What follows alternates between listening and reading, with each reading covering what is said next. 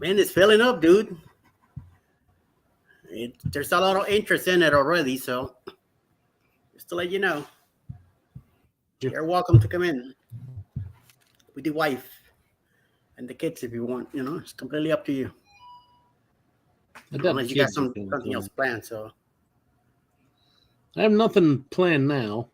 It's just a matter of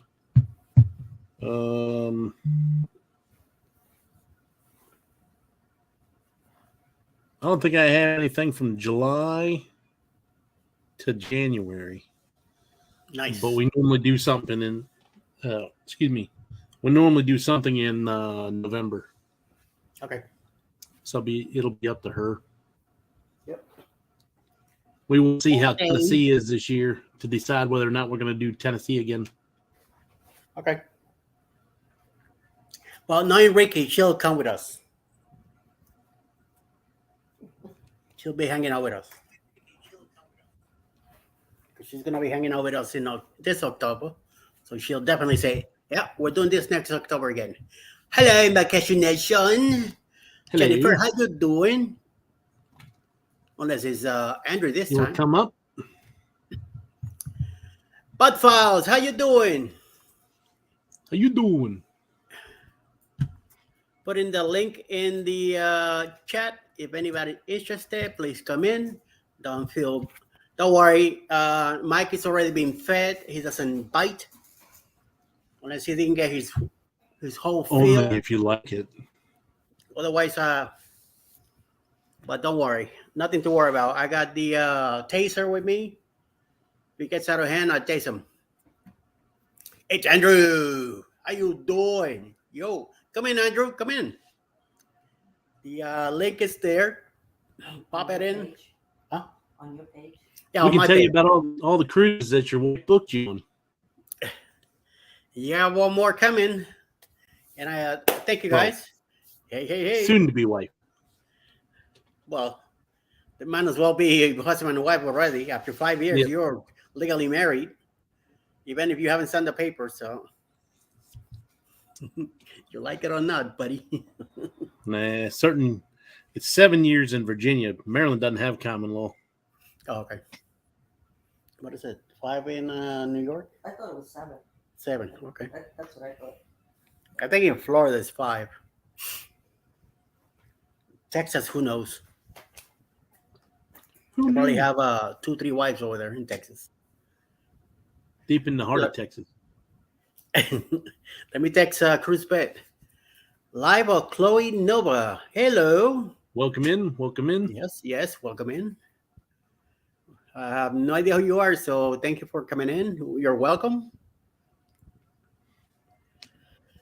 We're going to do some cruise talk. 9 in Texas.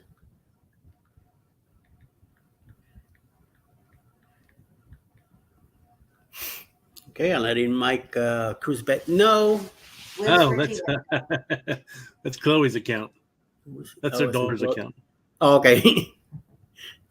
I saw Chloe and I'm not gonna say anything. You say it might be, not be. So Chloe has an account. Wow. Here, she should be. Get them watch hours up. She's underneath the pillow with her own cell phone. Going, Daddy, Mommy are alive. I'm gonna be live too. Canadian life is live. Hello, Tiffany. She here? No. Oh. I said they have a life.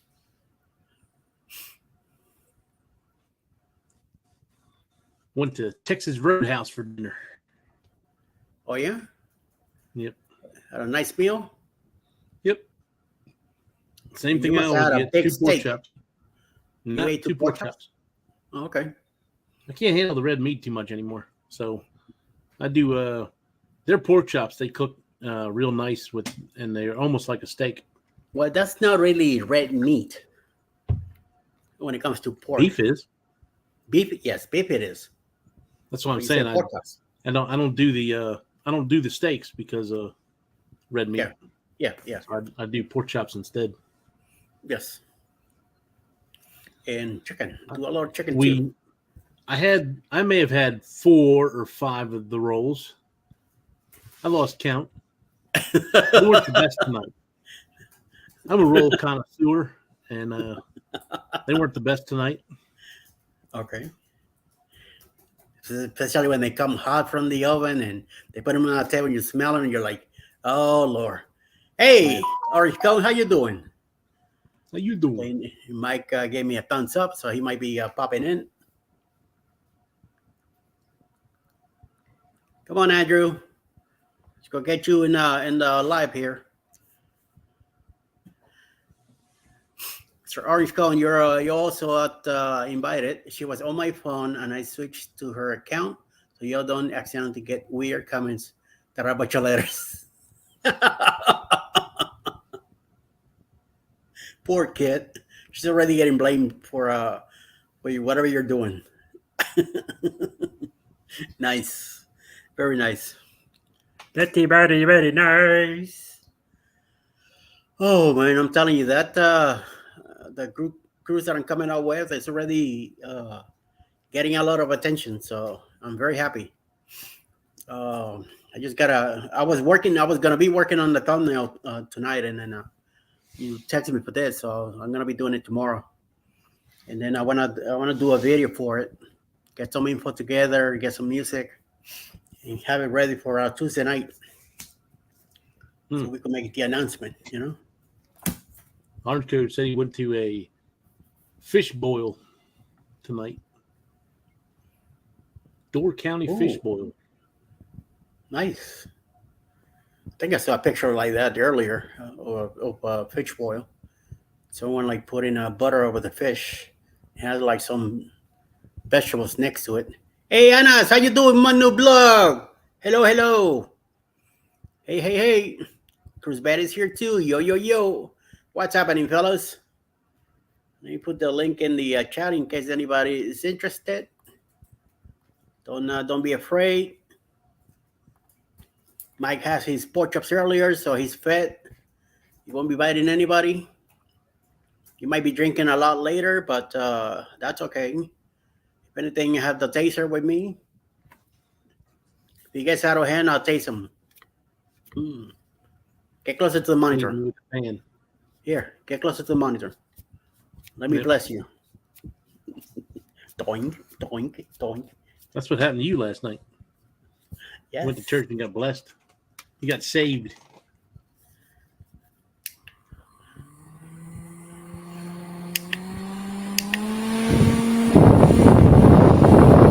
got some beat to it. Yes. I am very surprised. I thought that was it. And then when I went to turn it off, and then I hear they're picking up even more power. And like, whoa, nice. That one and this one. Cruise nuts. Thanks for coming in. Hey, Mikey Mike. Hello, Tracy. How you doing? How you doing? So, any formal announcements about the secret cruise? It's not a secret cruise. Jesus.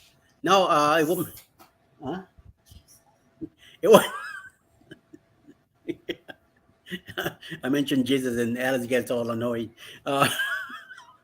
He never was a secret cruise. Jennifer, get that out of your head. I'm going Alice, to be you must making cringe when I'm around you. Huh? I said, Alice must cringe when I'm around her because you never know what's coming out of my mouth. You got that right. Don't worry, just speak like Thanks, Eddie. You messed up my hair with that fan.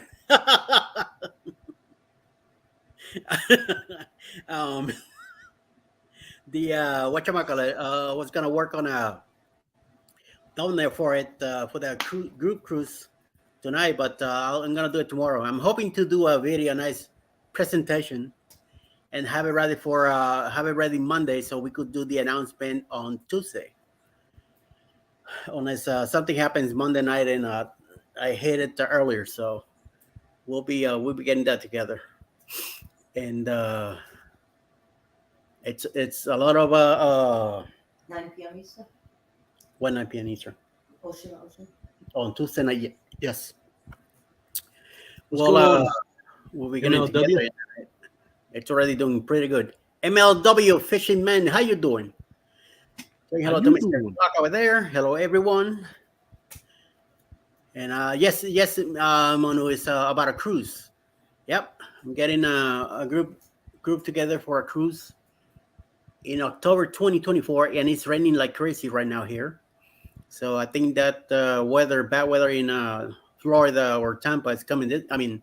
Texas is coming this way now. Hey, Jari, how you doing? Good evening. Thank you for coming in. Queen of Disney, she's here. Very good. We're about 70% sure we go on the secret group cruise. Thank you. 70% Super is secret. better than no percent at all. So I'll take that. I'll take those odds. It's a secret. Yeah, it's a secret. Yeah, it's a secret. Not anymore, but it never was anyway from the beginning. But somebody else made it sounded like a secret. You're the one who did that. You're like, I asked a simple question: who you're booking through, and you were like, I can't release that information right now. Until I have everything taken care of. So I couldn't, I didn't want to, but somebody else kept banging it like the end of the world. And, I said, yeah, sure, yeah, whatever. So now everybody knows. No big deal. But I not hope we everybody. keep it as the secret group cruise for the whole year and a half. No, I wasn't going to do that. No. That wasn't going to work. I'm saying I hope we all refer to it as the super secret group cruise for the whole year. Okay. That'd be cool. Meanwhile, it's all over the place. It's a super secret. We had that super secret bar crawl on the vloggers cruise, and that wasn't all that secret. Nope. We talked about the here we go again. The secret group cruise when Andrew got home from work. How have you kept it secretly? Or your talks instead of none? It is secret. Yep. This ain't no known stuff. You get to do stuff here. We're gonna do some activities on the crew cruise, and we just gotta get it together. Eventually. I want to see what kind of things happen on our cruise now in October, so we could mirror that stuff and do it also. Of course, the bar crawl and the candy here, candy there. Sure,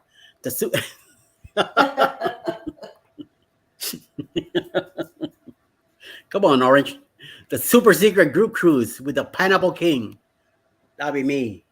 I am the Pineapple King. Yep. I'm gonna get me a crown with a pineapple so I could have it the whole cruise. Everybody's running around all over the place, and I have the pineapple on me.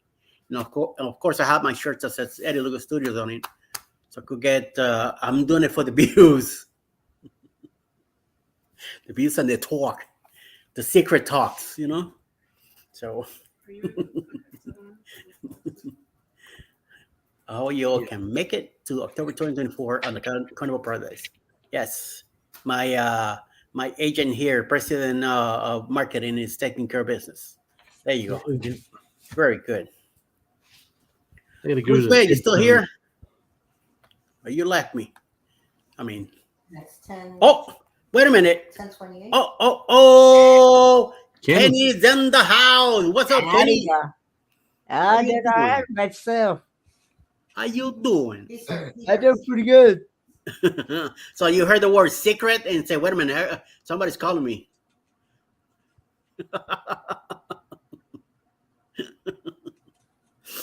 Oh, my Lord. Can't find the headphone jack. Oh.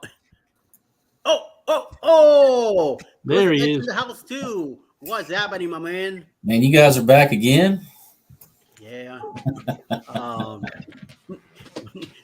Clark couldn't get enough.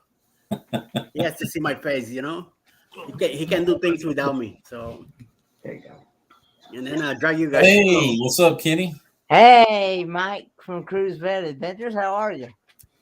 Pretty good, pretty good. How about you? Spell your name right, didn't Scott. it's Destinations Delight. Oh, that's right. Crystal. What you doing, Crystal? What's going on, boys? Looking Not for much. Trevor. We taking Kenny with us When? right now. We'll bring him back later. I don't know what later is, but There's a new do not return sticker on him. So if you take him, that Oh. means you're taking him for good. Oh, are okay. you ready? Are your back's ready? No, there's a return sticker. I like Kenny. He can stay. I knew you were gonna jump that gun and say, nope, ain't going nowhere. Oh my lord, Kenny, Hey, Cruz nuts. you been behaving? Yeah, I tried to. Are you sure? Are you sure? I'm pretty positive. Yeah, Are you sure? me and Destinations Delight get along real well, especially when it comes to food. Really? What kind of secret fetish do you got with food? Behave yourself over there. Behave yourself. Ooh. Kenny, you're busted.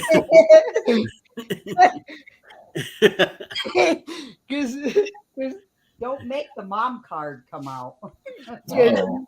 you've been making some really good homemade food here. Mm-hmm. I made it up really good. That change weather has really done good for you, huh? Yeah. Okay, so filling out. Still cold up there? Yeah, it's been anywhere between the 40s and 50s Ah, that's not bad. with the wind chill in like the 30s and 40s. Mm, nah. Good weather. Where y'all at? Michigan? Yeah, I live 5 minutes from I live 5 minutes from Sarnia, Ontario. Wow. Okay. Oh, wow. Make the hop, take the jump. I'm Make sure literally 1 hour north of Detroit, Michigan. Okay. Gotcha. One say I have never been to Michigan, and Alice has, and she reminds me. And Someplace that happened. There's a lot of cruise creators from Michigan. Don't have any water other than the lakes, but there's a lot of cruise creators from Michigan. Yep. and She's in Chicago. and she actually only lives about 5 minutes from Michael Ann Spoil Mama, which is across the border in Canada. Nice. Oh, wow. So if you know Michael Ann Spoil Mama, Yeah. Have you met her? I met her on the cruise back in October when she was on my very first group cruise. Gotcha. I wasn't sure if y'all I met seen her since you've been up there. her and I met Call Me V. Oh, okay. Yeah. Yeah. Okay. The cruise, yes. Yeah. Same thing with what's his name? Sean and Meg, Paul, Larry. Yeah, I met all those guys, but now Paul and Meg did not go on the For the group, cruise, yeah. They met you in Miami. but they met up for the pre-cruise meetup that we had. Yes. Yes. And Yes, sir. so, yeah. Very good. Hey, Sharon. Sharon's in the house too. Orange Cone says Hello. Chicago here. Hey, Way Sharon. up in the mitten. Yep. Mitten way up there. Cool. Very cool. So any wish to go over to Canada and check it out? Or you just hanging out in Detroit? I mean in Michigan. I'm right now. There's a good possibility I might be able to go over this coming weekend, but I'm not sure. Yeah. I'm having to take care of some other business first to see if I'm actually going to have the funds to actually go. Yeah. So I don't know if right now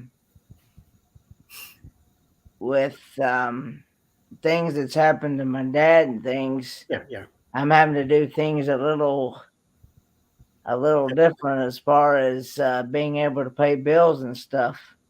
And yeah. So yeah, Okay, cool. Gotta do what you gotta do, my man. You know, yeah. one So day at a time. Hey, B Duff.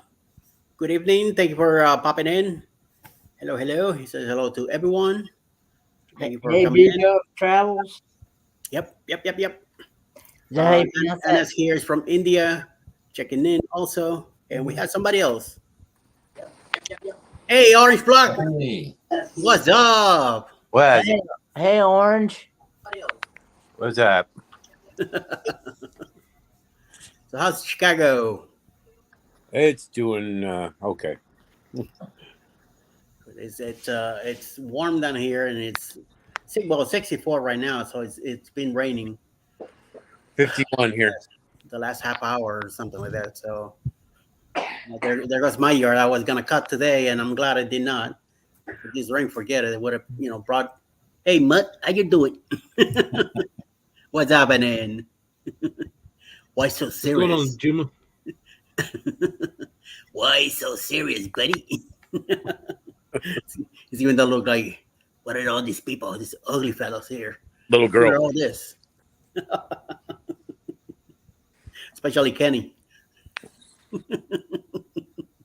Well, Mike Clark got fed earlier, so he's okay. He's easy to talk to. I won't So. bite the dog. Dog biting, no biting you. Get funny the dog. See what happens. Look at that. Hey bud, what's up, bud? That's a girl. Hey girl, how you doing? You chilling? You watching TV with daddy? Huh? Oh yeah. They like that stuff. My We my got her just about a year ago, nice. and she was adopted from a rescue down in Jacksonville. Cool. Ours are 5 years old, and we rescued them from the basement at a building where we were living in Brooklyn. Yeah. The sisters, they fight like it. Sometimes they're adults now, but still they fight among themselves like crazy. But we used to pay attention to that at the beginning. Now we just let them do whatever because 2 minutes later they're licking each other's tails. It's like what the what kind of business you two are running? And make it look like you're mad at each other, and then they lovey. So right now one of them is up in the tree up there, the other one's on top of the sofa. I guess the rain is gotten smooth and easy, and they're taking a nap now. And once we go to bed, them two are gonna be awake and run around all over the place. So they're just acting like, oh sure, we got nothing going on. And then later tonight they're gonna have a party. They run around, they take over the house, later. So now Yuma, how you doing? Hello, Alice. I'm doing good. How are you, Alicia? Because you say, how you doing? How you How you doing? doing? How's Queens doing? Everything good. Chris Nuts, of course, showing the nuts and pineapples. I am the pineapple king, even though Clark is trying to take my crown away, but that's not gonna happen. Howdy, y'all. You back? Yo. I had to Welcome switch back. devices here because the device that I'm on, for some odd reason, it does not allow me to stay on StreamYard. For some You odd sure reason. you're not drinking, Kenny? I'm pretty positive. Sure. You're pretty positive that you drank or no?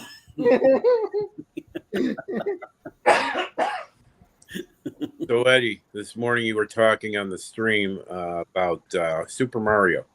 Okay. So on our cruise in November, Super Mario was on there. They actually set up an area on the deck for him that's roped off the table, chair, and the whole shot.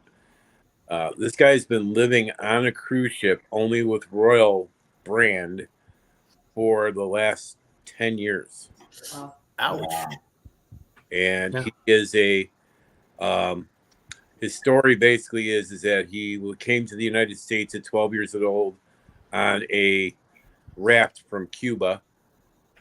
No parents, no adults, and he built his life, and he's a investment banker. Holy. And he chooses to live at sea, and his assistant travels with him. Wow. Wow. I'd like to be his assistant. So every 3 months, he changes ships. Oh. Nice. Still nice, Sergeant. I'll take It's, it. it's one way to keep going because I'm okay with being on a ship for 2 weeks. Then after I gotta be on land, so I'm not too much of a being out there the whole time. Right. Because I love cruising with my wife, but I hate being out on the ocean. I hate the ocean with a passion. I don't see what's down there. I'm no, I'm scared. You know what? Out of it. So, but I don't So, mind being on a ship. You know. Well, Just some actually, friendly creatures. that was my first cruise. Yeah. November. And my significant other was her third cruise. And I never really thought about cruising as an option for me until I did it, and now I don't want to do anything else. Yeah. I'm already. I'm working on booking another. Doing my own group cruise. Finally, having one myself. So. So it's like looking to do more of this stuff. I used to back in the 80s and 90s. Was constantly on a cruise ship, and then I stopped around 93. That's when I got sent to work in Puerto Rico. Went there for 2 weeks, ended up staying there 6 years. Then I came back to the States in 99, and then went on working. Finally, I met Alice. We got together. We got married. In 2010, she went on her first Royal Caribbean cruise with her sisters to Bermuda, and then that kind of started giving me the itch for it again. So we finally planned one out in 2018. We did our first NCL together, and then right after 2018, 2019, New Year's, 2020, we did another one, and recently after the pandemic in January 2020, 2023, we did the bloggers. So our next one is the boost cruise in October. Then we have the Prima in January, and then the following boost cruise 2.0 in October 2024. For now, so it's coming back. Well, my first cruise, we went big. We went on the Oasis. And our next cruise, which is August the 24 to Alaska, will be on the Encore. Nice. I'm still debating on the Encore. Might be doing a group cruise with Ocean and Embarkation Nation. Yeah, but we're in following year doing after Alaska 25. We're thinking about doing Italy and the Greek islands. I'm not sure if we're going to do Celebrity or we're going to do NCL. I love NCL. I really do. I haven't been on Royal Caribbean yet, so I'm not gonna say anything about it because I haven't been there yet. The Carnival I remember from back in the 80s and 90s. It used to be wild and crazy. Things were more crazy back then, I guess. And also the ships were a lot more smaller and less stuff to do in them. Now they're way bigger and more, I guess, advanced when it comes to stuff like that. So we'll see. This is going to be her first in mine in 30 years. So I'm hoping that everything will go smooth. And even though I haven't been back to really know what's going on, I'm already booking another one. So, I got a funny feeling that things are going to work out very well. There's going to be a lot of creators in this one now. So it's going to keep me pretty busy, Yeah. Why not? We're coming back home, that week's going to fly by. Well, I don't know if you heard that on the Utopia of the Sea, they're going to have a new type of restaurant. That's going to be an augmented reality restaurant where you're on a train and you're taking a journey around at various destinations around the world. And the restaurant moves like a train and has the images going by in the window. Wow, interesting. Yeah, see, that's what Nice. I was telling somebody that the other day. I heard a little bit about it, but I didn't know exactly how it worked. But Nice. I have my next cruise certificate right here. That as soon as they drop the dates on Utopia, I plan on booking it. Sweet. Yeah, Mike is going to be in the, what is it? In the Icon, Yep. the inaugural cruise. The two fellas on top of me is Mike, and they're both going to be in the booze cruise. Mike and Mike. meet Mr. Clock and Cruise Bad Adventures here. It's my brother. All three of Mike. us going to be It's in my the other brother, Mike. Yeah, it's the two mic YouTube policy. Yeah. Well, I'm debating about going on the Icon. I have a friend, as I mentioned this morning, who's on there. I think she's going on the 4th or the 5th cruise after the inaugural, and it's got the family townhome on the back of the ship. And for a family of 4 for a week, it was $72,000. Yeah. Ooh, Yeah. wow. And in 2 weeks, she's leaving to go to Alaska on a Disney cruise line, and they're in the Walt Disney Suite, and it's like $25,000 or $30,000 of the cruise. My Lord. You know, I could. Must be nice to have money. Yeah, it must be. Wow. Holy Speaking mama. of group cruises, Oh, yeah, that's right. You have one too. Ford Man and Destinations Delight group cruise is November the 11th through the 16th, going out of Charleston, South Carolina, going to Nassau, Bahamas, and Half Moon Cay on the Carnival Pride. No, Or, I'm sorry, Carnival Sunshine, I mean. Sorry about that. This year, right? Carnival Sunshine, I'm sorry. That's It's this year. this year? Yes, 2023, November the 11th through the 16th, 2023. Okay. And we are Fair. looking for more people to come and join us. And we're also looking for a Helping Hands for Cruising recipient to join us as well.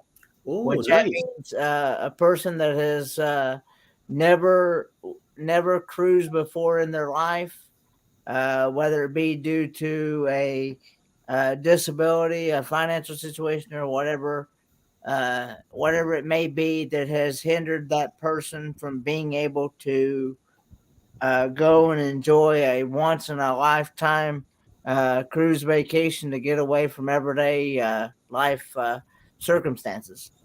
Yes. No, but we are looking for a recipient for this cruise. So if anybody knows anybody, feel free to reach out to helpinghandsforcruising.org.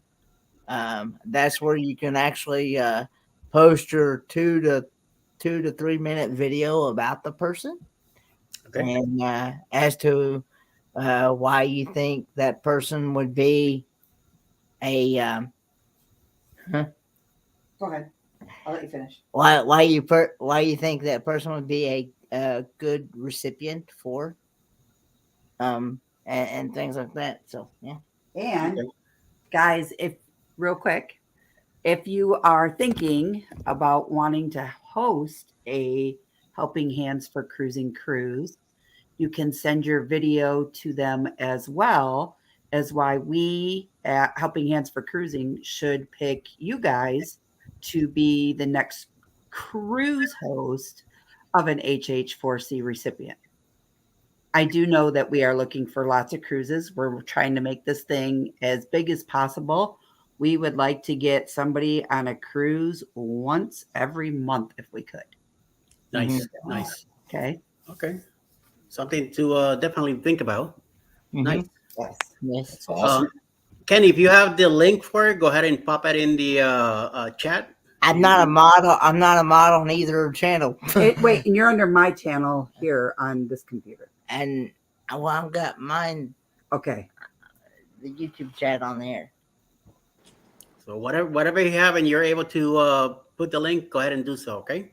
I can't post the link unless I'm a mod. Okay. So Let me see if I can get you. yeah. I thought you were a mod on my channel. I'm not a mod on yours, no. You're not a model. Who says you're a model? I'm not a mod. Oh, Let me go over to my moderator. channel real quick. I said, Okay, hey, what are you doing, Let lady? me go over Huh? to yours then. Let me go over to yours. What you been doing in Michigan? Modeling? No. You sure, Kenny? You sure? You've been talking about Canada, so hey, you never know. You might be able to jump up there and do something. Oh, okay. While you do that, Mr. Orange Cone, you have anything else? You've been holding like you wanted to say something. No. Okay. But I'm passing on the information to my friend who is going to be on the Icon because she tends to sponsor families on trips. Oh, nice. Very nice. Thank you. Cool. That is They try to do a family a month. very good. Very good. Thank you. Thank you very much. Also, if you have something you want me to put in the chat here, we could do so. Or send me the information to in Facebook. I have a group called Yo Brooklyn in the House. You could post stuff there too. Okay. And that I share to a whole bunch of places. So that could help out also. And same thing with you, Kenny. You find me in Facebook under Yo Brooklyn in the House Facebook group, and you could share your stuff there. Okay, there's no section or anything like that. You just make your post and put it up. No holding back. So I think with you, Mr. Bet, sitting over there chilling.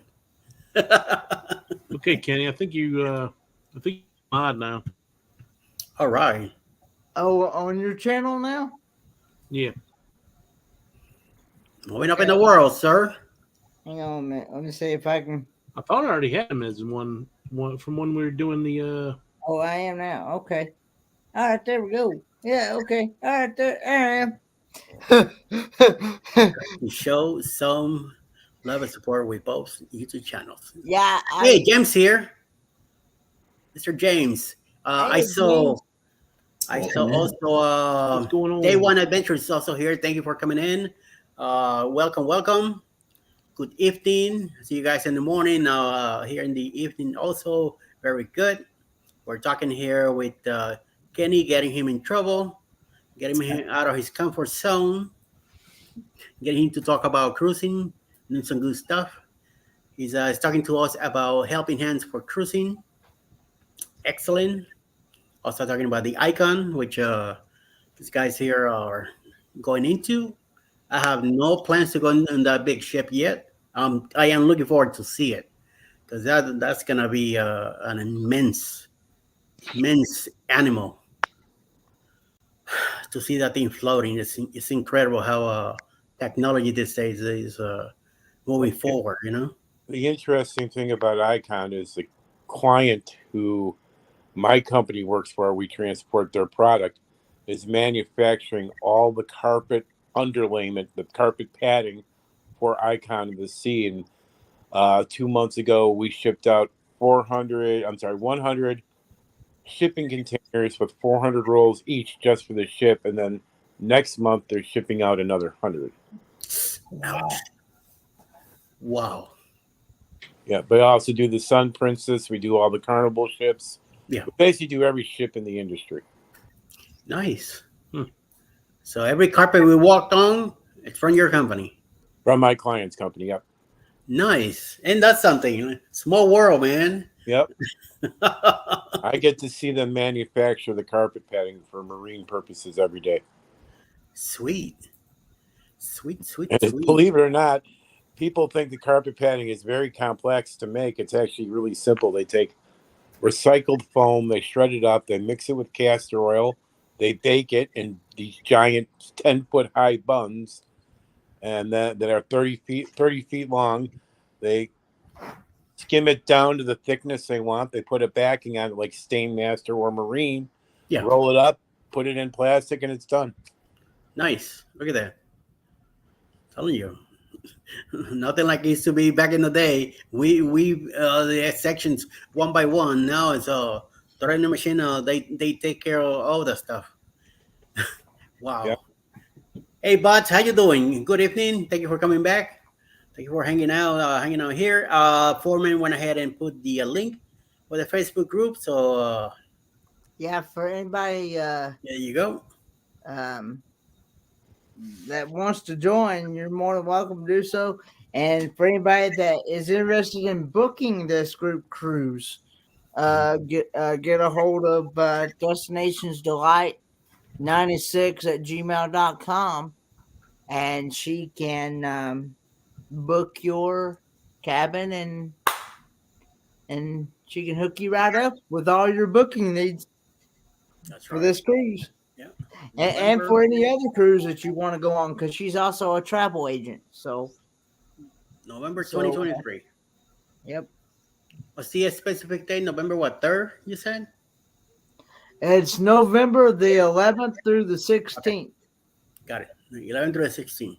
I accidentally said the Carnival Pride, but I meant the Carnival Sunshine's what I meant to say. Sunshine. It's November the 11th through the 16th, going out of Charleston, South Carolina, going to Nassau, Bahamas, and Half Moon Cay. Bada bing. Very good. And it's like I said, November the 11th through the 16th, 2023. So, And it's also a helping hands for cruising. It's also a Helping Hands for Cruising cruise. We're looking for a recipient for this cruise. Like I said, it has to be. It definitely has to be somebody that has never cruised before in their life, whether it be due to a disability or a financial situation, Yes. or whatever the circumstance may be that has hindered that person from being able to go and enjoy a once in a lifetime cruise vacation, to get away from everyday life circumstances. Amen. So, Very good. Very good. yes. So we could work on that too. Very nice.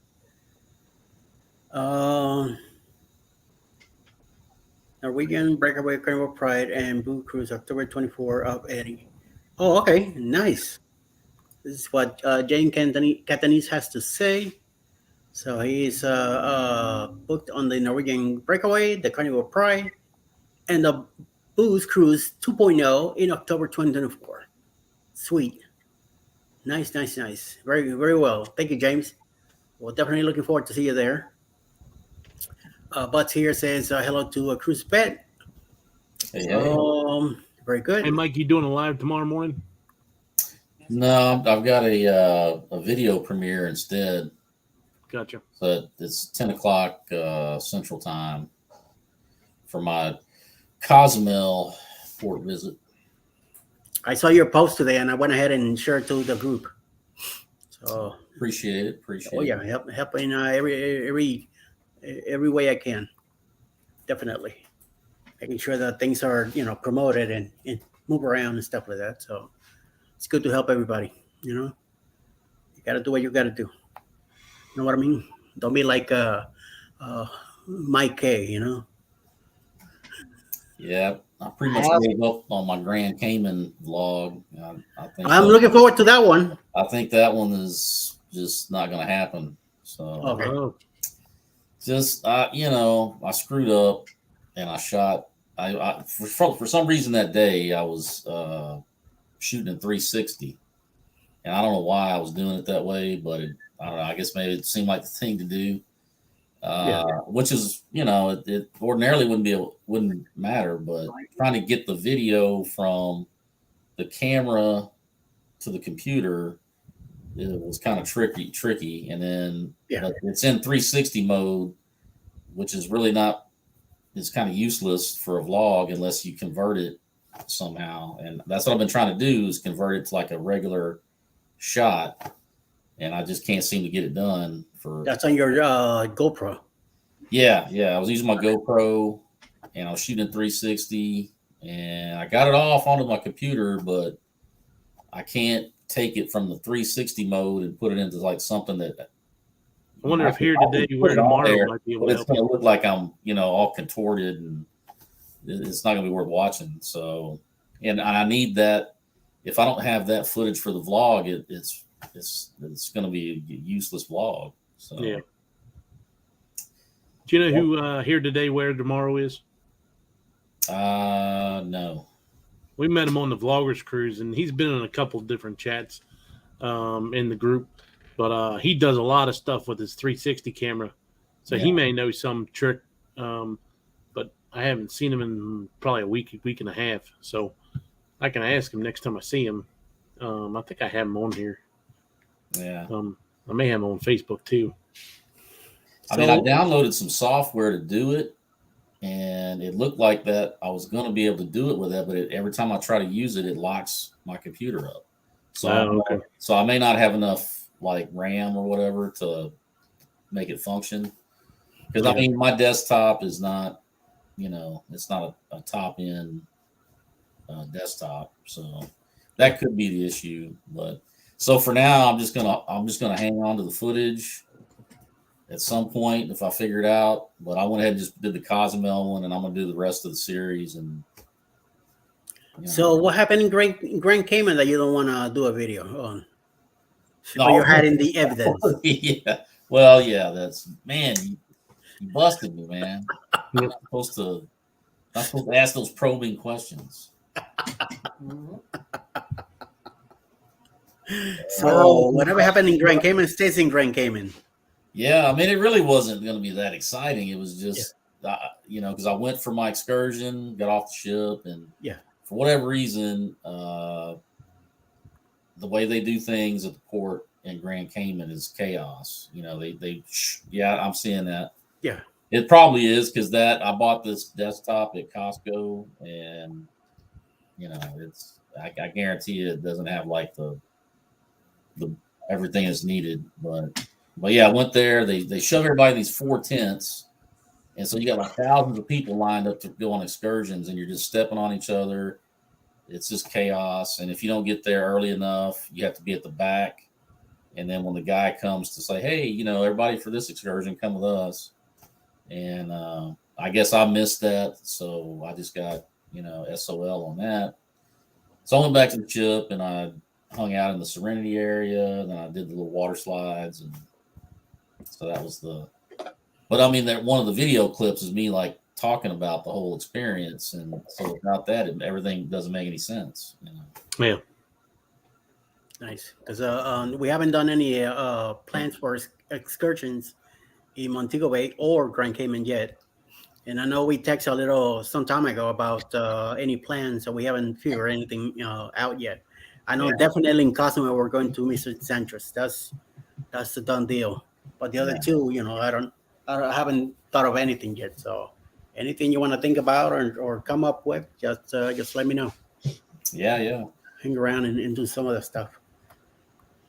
That's correct. Your video card causes that issue. Can render the video so it gets into a loop. Okay. That's very likely because, like I said, it was. When I bought this, I wasn't thinking that this was back before I had the YouTube channel. So at the time, I was just thinking taking on something to do everyday stuff. Right. Now I'm starting to do like actual editing, and I'm running into these issues. I'm having issues with mine just keeping up when I'm throwing a bunch of videos on there. Right. I mean, I'm filming most of my stuff in 4K, so the files are pretty big. Right. And then when I try to do my iMovie, it wants to keep freezing on me, or the videos won't load, so I got to back out and then reload it. And it just, when it does that, and it gets me frustrated, and then I just go on to doing something else. But I'm debating on building a computer. My son's been doing that for him and his friends for the last 2 years, so I'm debating on just building one. Yeah, I might upgrade I was thinking about it anyway, because once computers get to a certain age of use, they start like every 18 months. That's about how it seems. Yep. That's the problem right there. Yeah, that's another cruise. Yeah, Ali says. That's what it is. That's what it is. It's for a decent computer for doing all the stuff that we're doing it's probably going to be $1,500. Yeah. The one that Silex Jenny got, it was about $1,200. And they had it made custom made, so still $1,200. So yeah. I saw one at Best Buy yesterday that was decently priced and had I think it had like 16 gig, and Plus, it was like an i7, processor or whatever. Yeah. So I might invest into that. We'll see. Cool. So, one of those deals, man. You want to make your business grow. You gotta put money in it to make money. To put money in it to make your pennies, to get penalized. Right. So Spend those dollars so you can get those pennies. that's right. That's what I kept telling Z. This is not you're not gonna get rich overnight here, buddy. You're gonna get pennies at the beginning. It's gonna be a while, and then you have to be like climbing up. 10, 20, 30,000 subscribers, so you could finally make some few nicer green dollars. But I other thought than for that, sure Z would have more hours than what he has. As that's many what I times thought he too. goes out As much as live, live he was doing, I thought he was like packing them up, and that he checked, and that's not the case. So we'll see. I'm doing pretty good, and I think I'll find out tomorrow. Yeah, tomorrow. That's when I check it out on Sundays. I don't check during the week anymore. And my subscribers are little by little keep climbing, so must be doing something right. So I'm happy with that. We'll see what happens. See how close I am to the 3K tomorrow, and keep moving on and see what else happens. Yep. You gotta. So far it's working. That morning show is helping me out too. The morning quick, and then I jumped into the other show with Z, Jeremy, and Cheryl, and that's helping me out too. So that's another few hours a day. That says C-Man doesn't have as much viewers as you guys do on his lives. Yes, and I agree with that. But I'm not gonna tell him that. I mean, half the time I only have like 5 or 10. Yeah, the M2 is a 16 core chip. Okay, good to know. And the new Apple M2 handles the rendering nicely. There you go, Mike. Cruise nuts. If I decide to do the setup, I might give you a call when I'm out buying stuff. But I haven't pulled the trigger on it yet. Decided to pull the trigger on it because, like you were saying, that's a cruise. Yeah. Unfortunately, I don't have any overtime anymore, so I can't just say, okay, I'll just work these couple hours here and pay for it. Yeah. Just a couple hours and you pay for it? Must be nice, buddy. Yeah, I'm in the wrong field. Well, too late now. I'm already retired, so to edit 4K video better, you need a i7 or 1-7 or AMD 7-9 processor, a minimum of 15 gigabytes RAM, and 4 to 8 gigabytes of graphic card. Holy mama! Well, thanks for letting us know. That's a lot of. Definitely keep that in mind. And then I have completely moved over to Mac for video editing and rendering, and use DaVinci Resolve for the editing software. Okay. DaVinci Resolve. I'm gonna write that one down too. I'm on Mac. I played around with that a little bit. Is it free or is it? It's similar to Filmora. Yeah. Okay. Is it free? Filmora, I haven't even played with it yet. I think they have a free version. It's just saying it's if you want to upgrade to get all the bells and whistles. transitions. And... Yeah. 16 gig of RAM. The new Apple M2 chip handles the rendering nicely. He does. Jaddy does her all my videos on my iPhone. I did a lot of them on my iPhone, but now it's getting to the point to where my eyes are starting to go out on me as far as the close-up stuff, and I'd rather see the big screen to do my editing. Good evening, Mr. Scott. How you doing? Hey, Mustard Drill and House of X Entertainment. Hello. And cruising is fun anytime. Cheryl. Yep. Cheryl. Hello. There you go, Clock. Nuts are gonna send you a link. I'm about to upgrade my Alienware Okay. laptop. Thank you. Alienware. Alien. Alien. Alien. Let me get that frogs on my mouth. Alien. Alien. And Monster Joe says, I spent 30 years in IT. Would be happy to answer any questions you might have on getting a new PC. Wow. Okay. Bam. Bada bing, right there. We got the experts in the house. Yeah. That's right. And talking about experts, I'm gonna put the link back again in the chat in case anybody wants to come in and we could chat more about that stuff. Be definitely great to hear, Mr. Scott. If you're not too busy, House of X. Hey, Bronx in the house. Yes, hey, sir. Eddie. Yo. You are like co-streaming with using this StreamYard, correct? Yeah. Yes.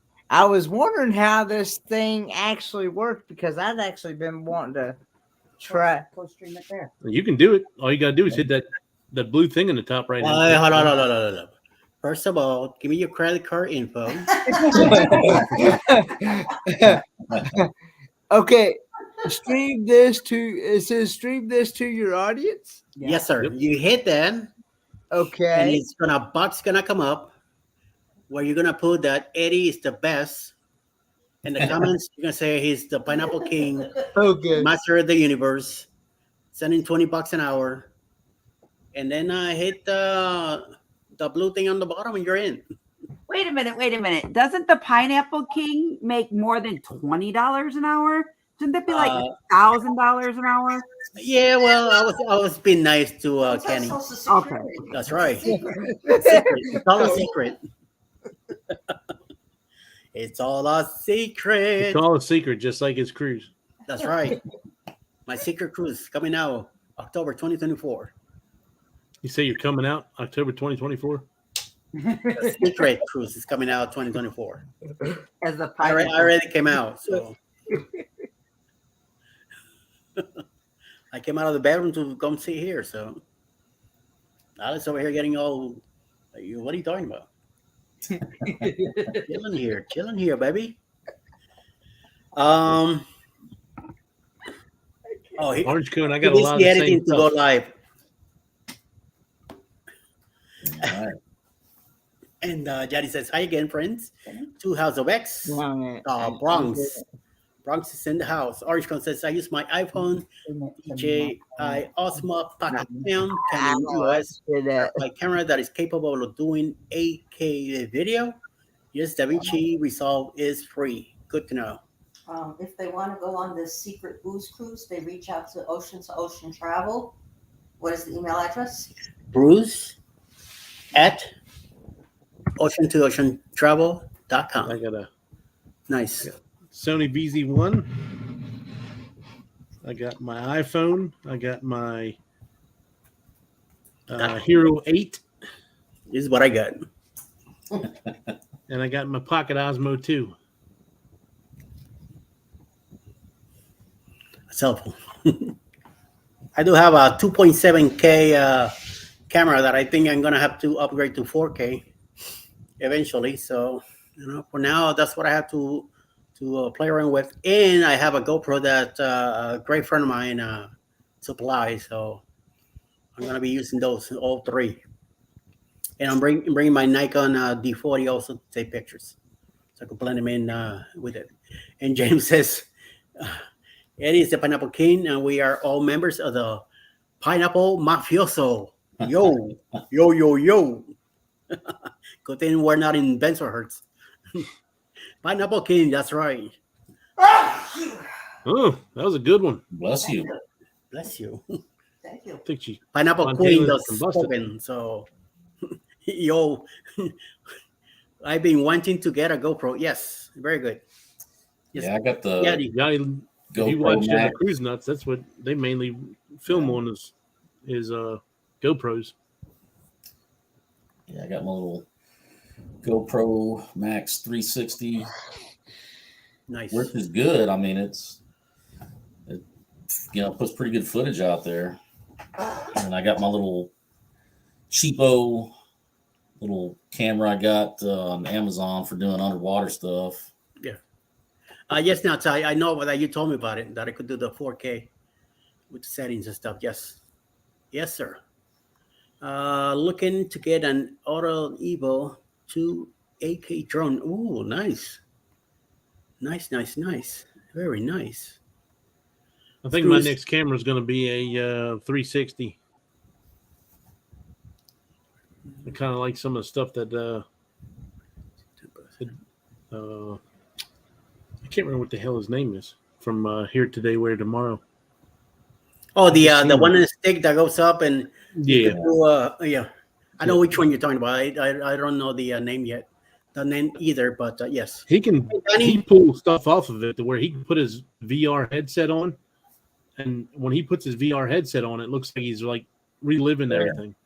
Yeah, that's pretty cool. Yeah, I got to see that thing in action in the bloggers when we were sitting over by the Starbucks having coffee and talking to with Tony and all these people over there. It was That pretty and nice. they're waterproof, and they have that extra lens on them, so when you stick them underneath the water, it doesn't block the lens. It doesn't give a blur on the lens. Yeah. And as Scott here says, Insta360 times X3. Yep. Cindy is saying hello to everyone. Call Me V is also here. Hello, V. How you doing? Hello, Tommy V. Everybody's Danny saying, "What's up, Mike and Eddie and panel?" We're trying to stay out of trouble, Danny. So no worries. James tells Cindy we say hello. Everybody's saying hello to everybody. Good. Let me put the link back again just in case somebody else wants to come in. Join the panel with us. We're talking about camera equipment, stuff to do. So very nice. Wow. My dream camera is a Blackmagic Design URSA Mini Pro 12K digital film camera. Sells for $7,000. It's a cinema quality pro camera. Wow, we're talking big time here. Oh, yo. Yeah, that's big time. V, 2 mics. Yeah, that's our policy. My policy is 2 mics per night. Otherwise, we don't go live. Kenny got mixed up. Kenny told me his first name was Mike also. Yeah, I think they take away your watch hours if you don't have at least 2 mics. Yep. On your panel. That's right. James did. Told Cindy. Mike Clark, check your email when you get time, okay? Yep. Hey, halfway everybody. I am technically challenged as well. I don't do well with technology very much. Hello. Ooh. That little thing. I'm here for mic drop. Hi, Which one of us are you going to drop? Hi, Miss Crystal. Hey, Crystal, we said hi? Alice. Oh, hi, Alice. Because I know it's on Crystal's. It's on everybody's. Crystal's here too. Well, I'm actually. She's behind the scenes. She's actually in the background. No, but she has it live on her channel. Yeah, I know, because Kenny's using my computer. I was trying to figure out how to co-stream. Okay. Never done that yet. I was told all I had to do was hit that where it says share with your audience. Yep. Yeah, stream to your audience. And since there we go. Tablet has decided it's not going to allow me to be on StreamYard, I switched over to her computer. And instead of me logging out of YouTube, I just left my channel in there and let Kenny stream from my channel. But we have it on the big screen, we have it on our telephones, and we have it on the computer. I got us all on a big old 75-inch screen. On a what? On a big what? 75-inch. Big what? You sound like somebody I know who usually says, I'm watching on a 100-inch television. I'm just saying. Oh, Kenny, your credit card info came by. I got it, all right? I'm just charging you by the hour, so no worries. Charging by the hour. That's double Yes, trouble Dave. because it's Mike's fault. Always. Always. He's Why like, is it always my fault? Always. These guys are always at fault. No matter hey, I what. didn't say which Mike. You just said you just They- admitted they it was both you. are, don't worry. Oh, my fault. They I'm both just are. used to it. Yeah. V, They both named this man- Michael Trouble. No, I'm an angel. Check my video. I'm 99% angel, only 1% 99%. These two guys are both trouble, so don't worry. This trouble. one's Right always on the doing right stuff to me. spot. I don't know. Yeah. I don't know what you're Hey. talking about. Hey, No, Kenneth He's Bird. Bird. always trying to get me in trouble Speak for English stuff. now? I got you. Hey, Lily. No hablo Hey, español. what does this little S mean beside Lily's name? That means she's not on my chat. She's in somebody else's chat. Go. I think she may Really? be. Look at that. But I'm able to see everybody's. I think she's a supporter for a channel subscriber. Memberships or something. Yeah, Gotcha. because Oh, she's a member on Crystals. Yeah, There you go. That's what it would be. Gotcha. Check out this camera for blogging. Red Digital Cinema V Raptor XL 8K VV production pack. It's crazy. Okay, I have a question for this camera. Where do I get sponsored? Because I will try the beep out of that camera. I will believe you, but Because it's cold right now. We're getting thunderstorms and rain over here now. yeah. I It thought I was- seen some lightning in the background. We had Yeah, we had well- snow on the windshield. Yeah, we're getting it big time over here. We were. I don't know if it is. I don't know if it Yeah, still is now. it's been raining here the last hour, so finally came by. You know, it's been in We had enough Texas of that yesterday. and everybody else. I was just sitting Now here. we're finally here. Scotty, how you doing? Hey, Scotty. I'm really tired. I've been traveling all day. Nice. We have the master tech Oh. here, so if any questions, anybody wants to know about technology, here's the man to talk to. Okay, why does not my washing machine not climb up the stairs to get my laundry? Oh my god. Like, I'm dying to You know. That kind of works. That's when you Okay, get out of and- bed and you go beat it up. Tell them, It's get the- upstairs now. I apologize. I apologize for drinking this in front of everybody. Drink away. I'll hold the garbage for you when you don't need it anymore. Mike wants one. He said he wants I'll one. hold your hair. What is the other mic going to be holding? That camera sells for 45K. I claim the hair. No, There's a fee. There's a fee involved in that. You know. always. Always. Oh, so it's only members only? Members only. Or fans only, or whatever that site is called that I don't Exactly. know anymore. Exactly. Nobody rides for free. You got to pay for cruises somehow. See, Mike in the middle, Mike Clark, wears heels. He goes out to the corner. That's how he makes his money. You didn't know that, V? That's And Well, then he wears puts his card in the ATM like everybody else. that's right. How I pay for my cruises is my business. Hey, it's because Eddie tried and he couldn't even get a $5 bill, you know. That's right. Which Eddie you talking about? You know, they all looked at Uh-huh. Alice and were like, who's this guy? Oh my! So, Mr. Scott, what's the Gotta with turn my fan the down. with the 4K and the 360? All right, What's going Listen, on? I don't know what's going on, but I am hearing everybody 3 times. Wow. Must be the corona. That's what I say. That's some powerful Corona. Share the wealth. How many wins you got open? No, it's definitely not the corona. He had to process that 3 times. Kenny's fault. That's what it is. I ain't done nothing. I Yes, just good. Kenny is the one doing But now I know how this co-streaming thing works now. You go. You see, right there. Yeah. His fault. But make sure Pretty you. easy. Kenny, only make sure that the StreamYard page is the one with the volume. Everything else you have to mute. Ooh, that was a lot. And I don't have nothing else open but the StreamYard. You're good. Yeah. It's because you have the other channels, like the TV's probably on. Is it muted? The sound's down on it. If it's not muted, he'll still catch it. All right. Somebody did something because now it's perfect. I bet you you go. I'm not hearing anything. No, it's just it's picking up with he has headphones, so he's gonna hear more stuff.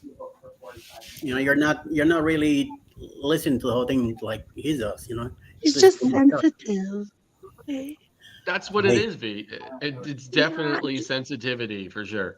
I get you. She's gonna get you in trouble. No, I'm not. So, Eddie, you would ask me something, and I was trying to pick out what you said through all the flotsam, but I couldn't. But now that it's gone, ask again. So what's the deal with all this 4K 360 stuff? What's the difference? What's the best deal here? If you were to go to a store now and get something. I mean, so like in my opinion, I think that most people are not watching YouTube in 4K at all. Yeah. So, I mean, I think 1080p is perfect for YouTube. I mean, most people are watching it in either 720 to 1080. Probably most people are watching it in 1080. I'm not saying don't do 4K. I do 4K. Everything I do is 4K. Like I do probably 99% of my vlogs on this phone, which is the S23 Ultra. And before this, I had the S22 Plus. So I use this function in the camera. It's exclusive to Samsung flagships. It's called Director's View. So if you watch any of my videos, you'll see I'm up in the corner, and then what I'm seeing is what you see in most of the videos. And that is just a function of this feature called Director's View that is exclusive to Samsung flagship phones. So when I have my camera set for 4K, both for the front and the rear camera. But when I go into Director's View, there's a limit at 1080p. So so whenever I'm doing, most of my vlogs are going to be at 1080p just because that Director's View feature is locked in at 1080p. It doesn't get any better. It'll probably get to 4K at some point, but right now it's only at 1080 because it was only at 720 and now it's at 1080. So it'll probably get to 4K. But if I'm on a single camera, forward or rear, then it's going to be 4K. But 9 times out of 10, when I'm processing that video and editing it in Filmora, I'm going to cut it down to 1080 anyway. Did not Orange Cone vlog? Great. Good advice. Question: how long does the battery on your phone last? It depends how much I'm recording. But probably, I probably get most of the day out of it. It's not that bad. Yeah. So, and then the other thing I do too is if you see this here, this ring here, so that's like for a MagSafe charger. So I have like this really thin MagSafe charger, and the mount that I use when I'm vlogging is a Ulanzi, and it's just deep enough for me to put that MagSafe charger on there and mount it. So that kind of keeps it topped off. So it doesn't pull from that, but it keeps it topped off. So Nice. Cool. Yeah. Cool. Nice. I constantly run out throughout the day. I have to. Yeah, I keep 2 battery packs with me. For sure. I mean, like I have a Pixel 7 Pro as well that I carry around with me because sometimes I'm just like I'm killing the battery in this thing, right? So, so I have that sometimes, but the quality on the two are not the same, and I try not to interchange them just because my vlogs would just kind of look like they would look weird because the video is just completely different. So you'd see like one scene was it would be noticeable, and I don't want to detract from the quality of it. So I try to just keep this topped off as much as possible. But Got a couple people in here. Plum Hey, Traveler. Plum Towers. Larry. But yeah, if you notice too, like when I got into Eddie's, I got into one of Eddie's lives like about a week or two ago from a computer I've been using to edit my videos on for a while.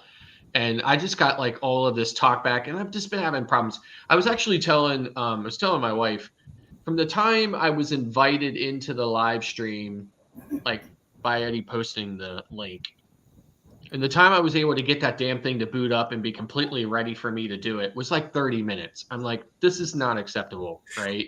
Wow. So if you notice, like in the last couple of videos I've been in, like when I was in like the morning show the other day, I probably didn't notice, but anyway, there was a box in the background or whatever. So I went ahead and bought all the components I needed. I'm building a completely new top of the line PC with it's got an i7 12th generation processor in it, a 3090, an RTX 3090 graphics card in it, and 32 gigs of RAM. It's all MSI, so it's an MSI build. So it's an MSI case, it's an MSI motherboard, MSI RAM, MSI video card, the whole 9 yards. So I put that entire system together. It's an absolute beast. It will carry me probably for the next 4 or 5 years. I put it the whole thing, even a copy of Windows, for about $900. Okay. So where do you live? I'm driving from Canada to go see you. So anyway, I mean, if you're interested in knowing exactly, what you need to buy, and if you want to put something like that together or whatever, I'd be more than happy to talk to you about it. Just contact me, send me an email about it or something, or a IG message about it or something like that or whatever, and I'll get back to you on it. But I bought most of the components from Amazon, so I mean, it's all readily available. So like I said, that system, I should have it up. I'm away right now. I'm in an undisclosed location. I can't say where I'm at because you must be with. I mean, I can say where I'm at. I mean, it's no big deal. I mean, I've been traveling all day. I'm spending the week here in Virginia is where I'm at. So Virginia. You're an hour away. So I live in Pennsylvania. I'm now in southeastern Virginia, so I'm be spending the week here. And but when I get back, I'm expecting the last component of my build to show up while I'm gone. And when I get back, I'll stick that in there, and then I'll be back up and running on that. Now that's part of my whole kind of like studio vlogging setup. So what I do with that is I have a Sony ZV-1 that I have set up on a tripod with that, and I'm using an Elgato cam link to connect that to the PC, and then I use OBS to do all of my in studio. But I haven't done a studio video in quite a while because I've been on like continuous nonstop cruises since like, God, I don't even know, like October of 2022. So I don't do too many in studio videos. And the last couple of live streams that I've kind of hijacked, including this one, I'm just like using like my regular computer with a webcam. So, and now I'm on my laptop, which is a Dell G5 gaming laptop with a 3060 card in it or whatever that I travel with it. It weighs 10,000 pounds. I have a Swiss Gear laptop over here that the handles are tearing because this damn thing weighs so much, but it's brand new. I just bought it. I spent like $1,500 on it, and I use this to edit my videos when I'm on chips.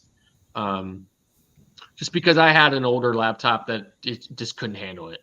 So, but in any event, I've been using, just like I said, a regular webcam thing to do stuff lately, but hopefully I'll have that whole system back up and running within the next I don't know, within a week or so of getting back from here, and then I'll be ready to, maybe do some more stuff from that. But now the other thing too I do on that computer is I use a software based sound mixer called oh my god, see, like when I'm in Mexico they tell me I drink too much tequila. When I'm in Virginia I'm still drinking too much Mexican beer. So it's called Sound Meter. So or Voice Meter is what it's called. So there's 3 versions of it: Voice Meter Banana, Voice Meter Potato. They're all free. And I use that as a mixer so that I can bring like different sound components in. Like if I wanted to share my screen, or if I had multiple mics and stuff like that. It is by far the best free sound mixer you can get for any kind of vlogging or YouTube kind of setup or whatever. So, and there's a ton of videos you can watch on YouTube to find out how to get it all set up and get your inputs correct and, everything like that. But okay, I'm done. So in other words, you cross the border so you could have Mexican beer. I see. That's what you've So been on doing. your way back home, you can stop by my house and get me set up on the computer because I'm in Maryland. Oh, okay. All right. Yeah. Your credit card info, please. Yeah. Oh, okay. Hold on. Swipe You here just for type it in the access. chat. A wow and refill. Put some gas in the car and then come over. No, Scott, man, you're welcome anytime. And don't worry about no taking over and stuff like that. That's no biggie. The more we could learn, and if you're willing to help us with that, hey, more power. Yeah, obviously, to I don't know everything, but I spent 30 years in IT and building servers, administrating, setting up networks, systems integration, all that kind of stuff. So, like, I definitely, when it comes to technology, I definitely know. I hate to be like, I don't want to be a jerk about it. I mean, I know a lot about technology, so yeah, you know more than me, so. But yet you can't figure out why my washing machine can't walk up the stairs. I tell you, go get a bat, smack it a few times, and that machine will go up the stairs quickly. Do you want me to do a short or a long for that smacking of my washing machine? Do both. Do a long first, and then cut out a short out of it. But if you want to know how to set up Nightbot, check Jeremy, because Jeremy knows way more about Nightbot than I do. So. Yeah. Why is there not a daybot? I'm still confused. That's a good question, V. But if you come up with one, talk to Jeremy. He might come up with a daybot. You never know. Hey, Jeremy, make it happen. I got hashtag dad joke on mine and a couple other things. Arving with G had a question about OBS. Yeah, what is OBS? Yeah, I think it's called. I think it stands for. There's 2 versions of OBS. There's Streamlabs OBS, and then I think there's just like OBS. I use just OBS, but it's. I think it's like Open Broadcast Studio, this, that, whatever. Anyway, it's just basically a streaming software you can use. A lot of gamers use it. I use it just because it's free. So, that's the only reason why. I have an Elgato Stream Cam, so I can use Elgato software if I want to manage the video portion of the whole thing, but I just choose to use OBS. OBS is open source. It's really robust. You can really just drill down into it, get think about it like this. Like if you know anything about Photoshop, photo editing, which is similar to video. Think about like when you're editing your video, everything is in layers, right? So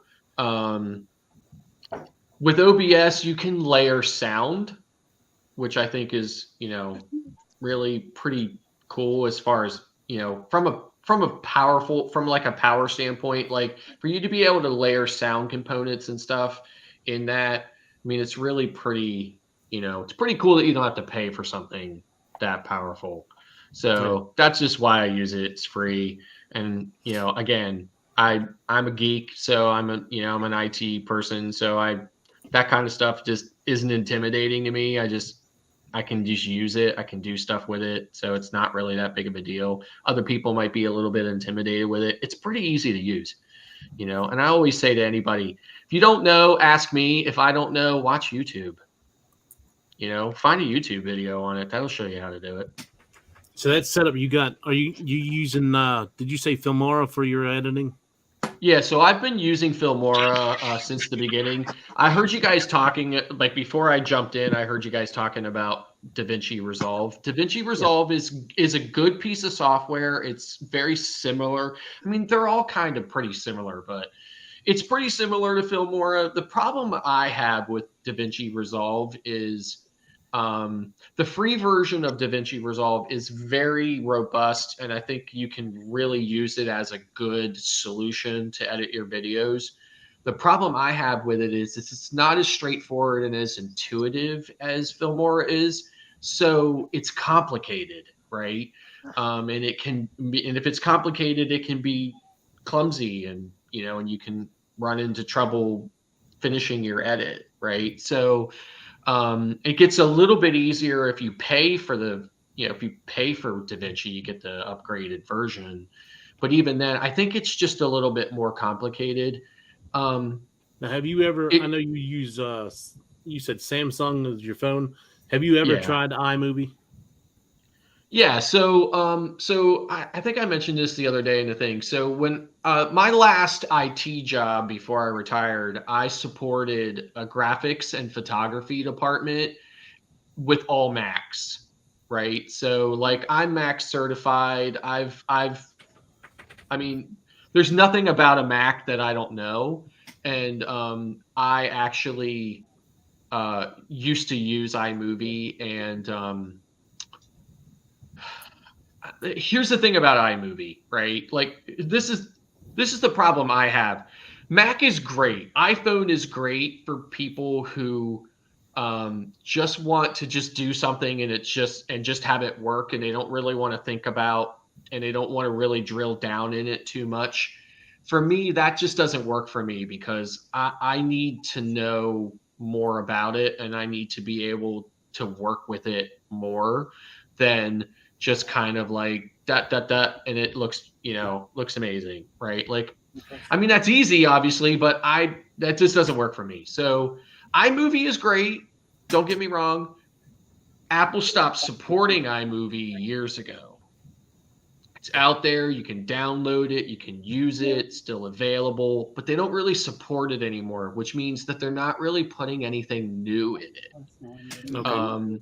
So for me, I would recommend don't use a piece of software that's no longer being supported by the manufacturer, just because, I mean, yeah, if you're fine with what it does, great. But if you want it to do anything else, or if it gets buggy on you, then you're screwed. It's buggy on me. That's why I'm trying to figure out. Yeah, that's the problem, because they haven't done anything with it for years. So they stopped supporting it. So they don't do any updates on it. They don't do any bug fixes on it. They don't do anything else with it. So what I would recommend is you can buy a lifetime license for Filmora for $69. That's cheap. Why not do that? Why not do that? Just buy a lifetime license for Filmora for $69.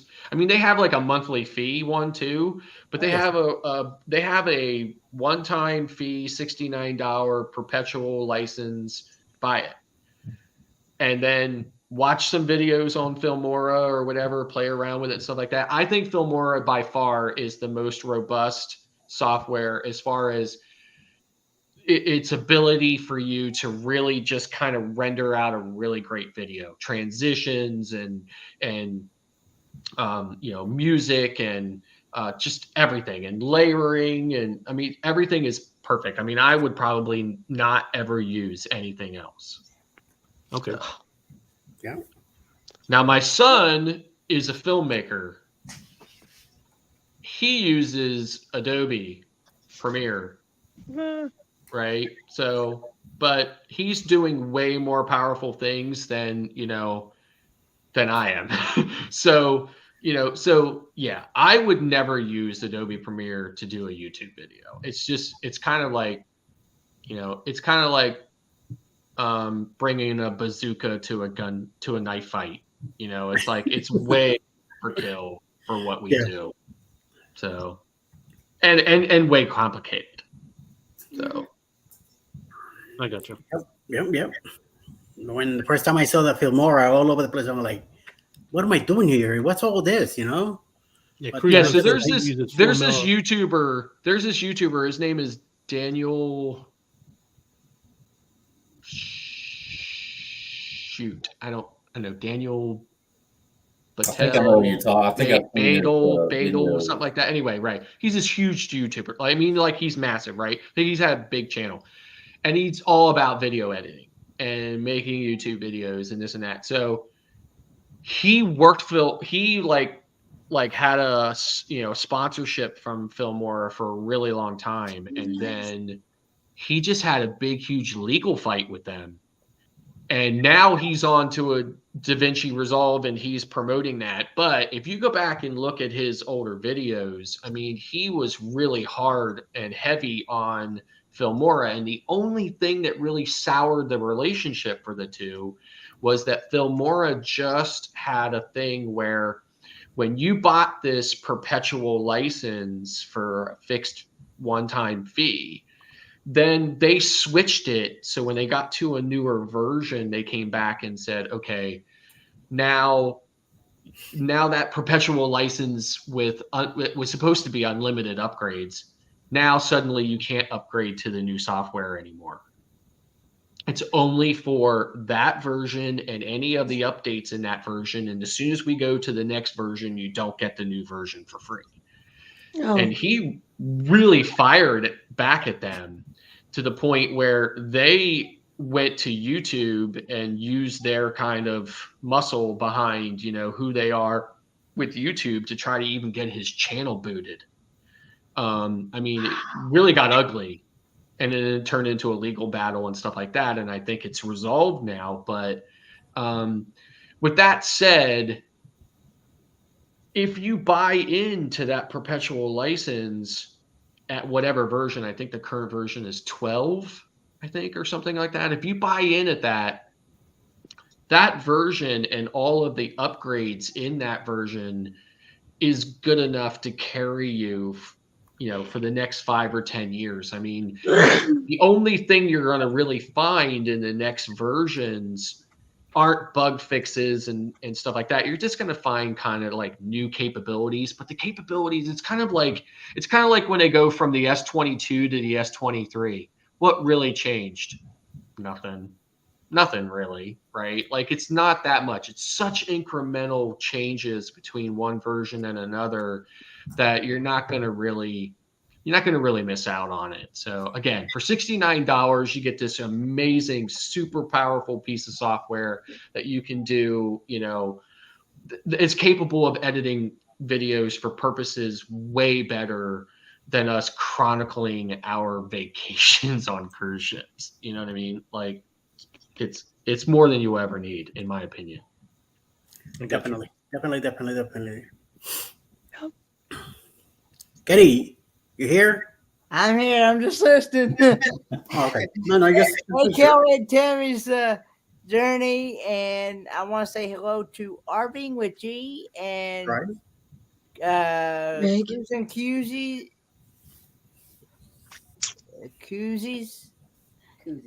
Koozies, and who else was it? Michigan Carol and Destination Fun. Hello. There you go.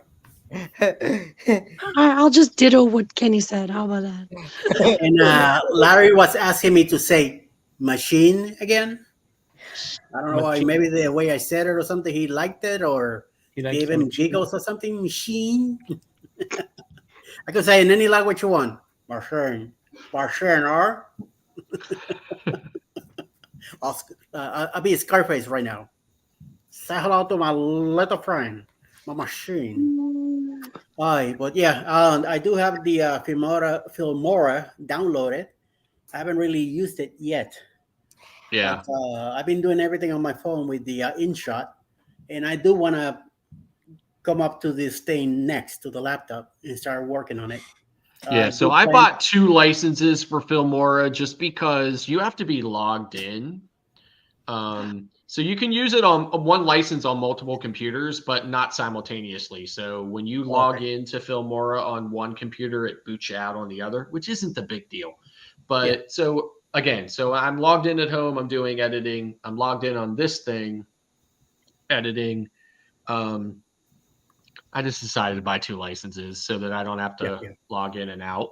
But again, it's one account at Filmora, 2 licenses. I log in on each one of them. That's the only kind of downside of it. When I'm on a ship, you know how the internet is on a ship, right? Sometimes it's great, sometimes it's not great.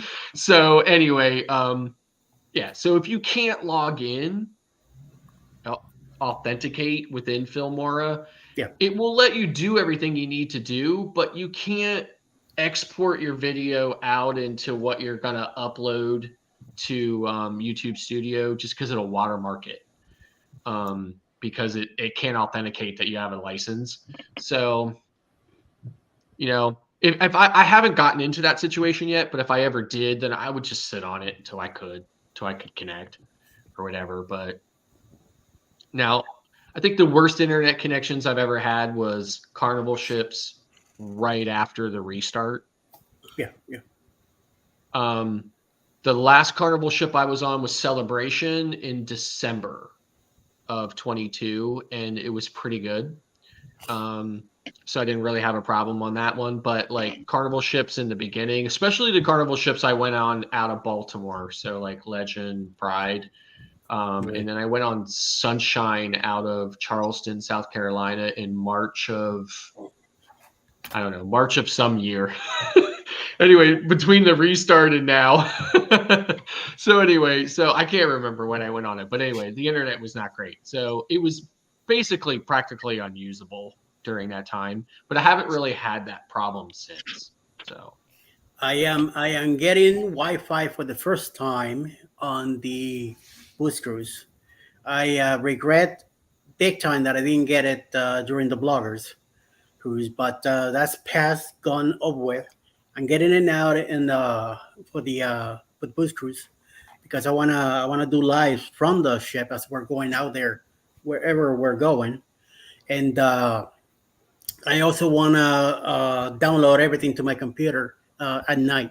So this way, even although I'm gonna have it in memory cards for every day, but whatever I film with my phone, I want to download to the laptop, so I could put it on Google Photos and also on Amazon Photos.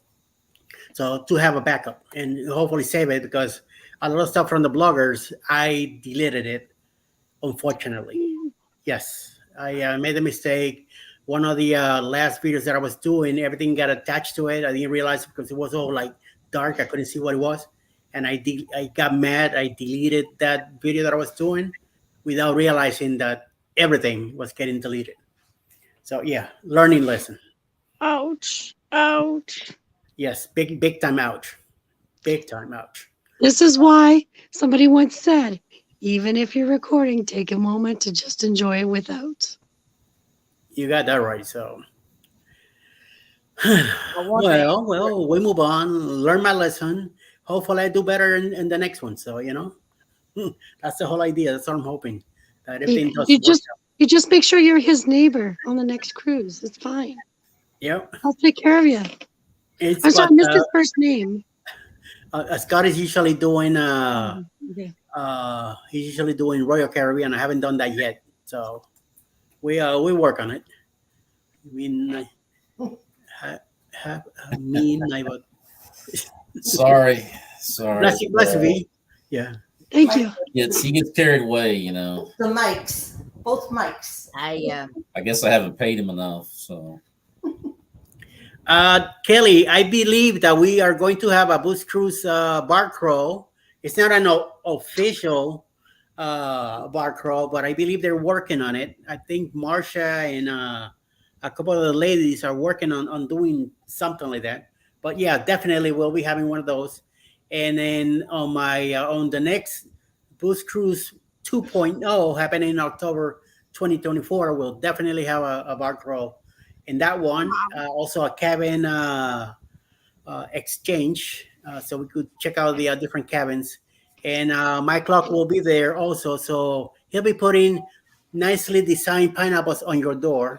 So no worries, everything's gonna be taken care of. If he doesn't do it, I'll make sure he does. He bring his he has a load of pineapples at home, so he'll be bringing A them. magnet. Oh no! Don't do Yeah. it. And he'll be able to put that stuff all over the place. Cruise Bay. Yeah, when I was on Magic in September, going to Eastern Canada. I mean, I've been on. I mean, God, I can't even remember how many cruises I've been on. Like, I've been on like gazillions of cruises, right? And obviously, I understand and I know I get it, right? I have never actually seen it though until I was on Magic in September of 22. And I was running around the ship. It was about 2:00 in the afternoon. I came down the aft elevators, came off the elevators, came out of that alcove, head for the, starboard hallway. And there it was, the door right in front of the throughway, right on the door, upside down. I featured it in my video from that cruise. I was like, oh my God, like, what am I going to do? Like, I can't unsee that, right? Like, it was the first time I actually saw it firsthand. There were several on the vloggers. So did you knock on the door and say roomster or vlog service? Free vlog service? No, in fact, even when I was vlogging about it, I didn't even know how to I didn't even know how to reference it, and I just ended up saying, and moving on. There was at least 30 of them on the horizon when we were on there for the inaugural cruise. Oh my gosh. I know vloggers had more than 20. Y'all are talking about upside down pineapples, aren't you? Yes. Yes. Yes. We even had them served at dinner time. We even had them served at dinner time. V knows what we're talking about. Yeah. Ron enjoyed his on a plate. There you go. I want to answer before we get too far. I want to answer Plump Traveler's question. Where do you think we're going? He asked me if I dyed my hair. And the answer to that is no. I don't know, but it looks to me like you did. I don't dye hair. You sure? I'm positive. He keeps it alive. He doesn't die. Gotcha. Yeah, he doesn't die. He paints it. He sprays it. Yeah. And I want to say hello to Ellsworth, Carl, and Lacey, Sarah, Brooke, and Chelsea. Chelsea. I always forget Chelsea. And I know Scott mentioned something about a cruise from South Carolina that he did on the Sunshine. So isn't there a cruise coming up in November? Yes, it is called the 4-Man and Destinations Delight Group Cruise. And it's going out of Charleston, South Carolina. Oh, what a coincidence. And Charleston. on the Carnival Sunshine. On the Carnival Sunshine. And it's going to Nassau, Bahamas, and Half Moon Cay. November the 11th through the 16th, 2023. And if anybody wants to do any booking, get in touch with Destinations Delight 96 at gmail.com. Nice. And she can hook you right up. Oh, and can I add? You guys are always talking about doing the bar crawl. Trust me, even if you don't drink, you do the bar crawl. This girl doesn't drink. I did the bar crawl. So much fun. I think I had more fun than they did. And I even had to teach an American how to throw a snowball. Just saying, it gets interesting. I saw part of it on the bloggers, and I should have followed them around. I'm telling you. Yeah. On the We started with 6. We ended it with 12. I don't know how, but I just kept getting bigger. They somehow they like a magnet saying, "Come on, follow this group." They look like the fun group. We're just gonna keep following. Group cruise. Thank you, Kristen. cruise November 11th to the 19th. Yes, got it. Yeah, we're planning to. Kelly, I'll be getting in touch with. I'll get in touch with you. Let's find out. Bruce is in charge of the booze cruise now in October. Living out on Nola, and I believe you're in it too. So if you want, get in touch with Bruce. Bruce at ocean2ocean.travel.com, and it's either him, um, uh, Journey with the Gingers, and there's somebody else. It might be the Moonlight Josh from SCT Moonlight is Adventures doing that it. are taking care of that bog crow. One of them is. Find out. You might be able to help out with that. So No. Now, Eddie, at some point, you got to get back to Brooklyn to get on an MSC ship. Yes, yes, we do. Hey, Mustard Drill, you going on the World America first sailing? Not the first sailing, no. But so like here's my big dilemma. I am really rapidly falling in love with MSC, right? So like I'm actually kind of worried that I might get, like I might turn into like the MSC cruise channel, right? like like I'm thinking myself, I need more diversity in my cruise portfolio now because I'm looking at MSC, right? And now that they're now that they're going to be sailing from New York, which is like a 2.5 hour train ride for me. It's not too far. It's like, a 4 hour and 20-minute drive for me. Yeah. So like, all right. So you're in Maryland, right? Like you're around the Baltimore area, right? Yep. Okay. So like I'm straight up 83 from you. Okay.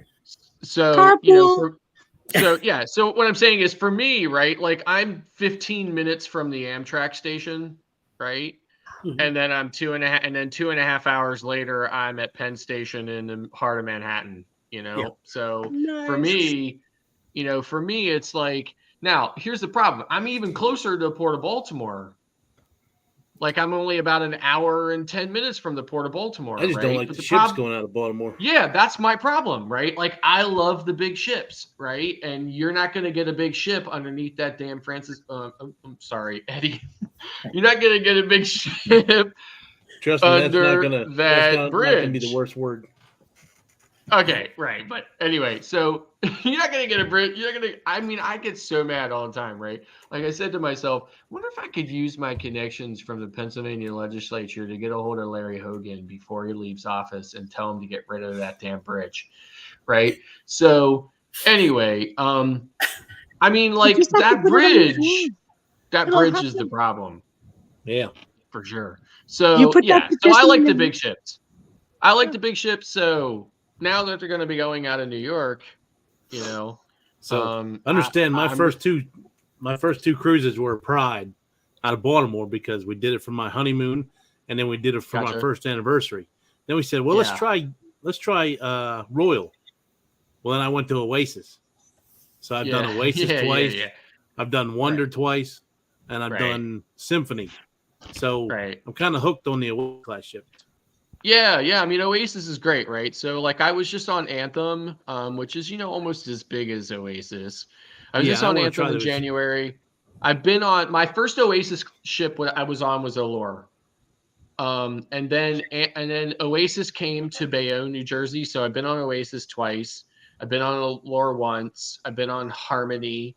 I'm going on Wonder in October. My only thing about going out of New York is stopping at damn Port Canaveral. Yeah, so many cruises that want to stop in Florida.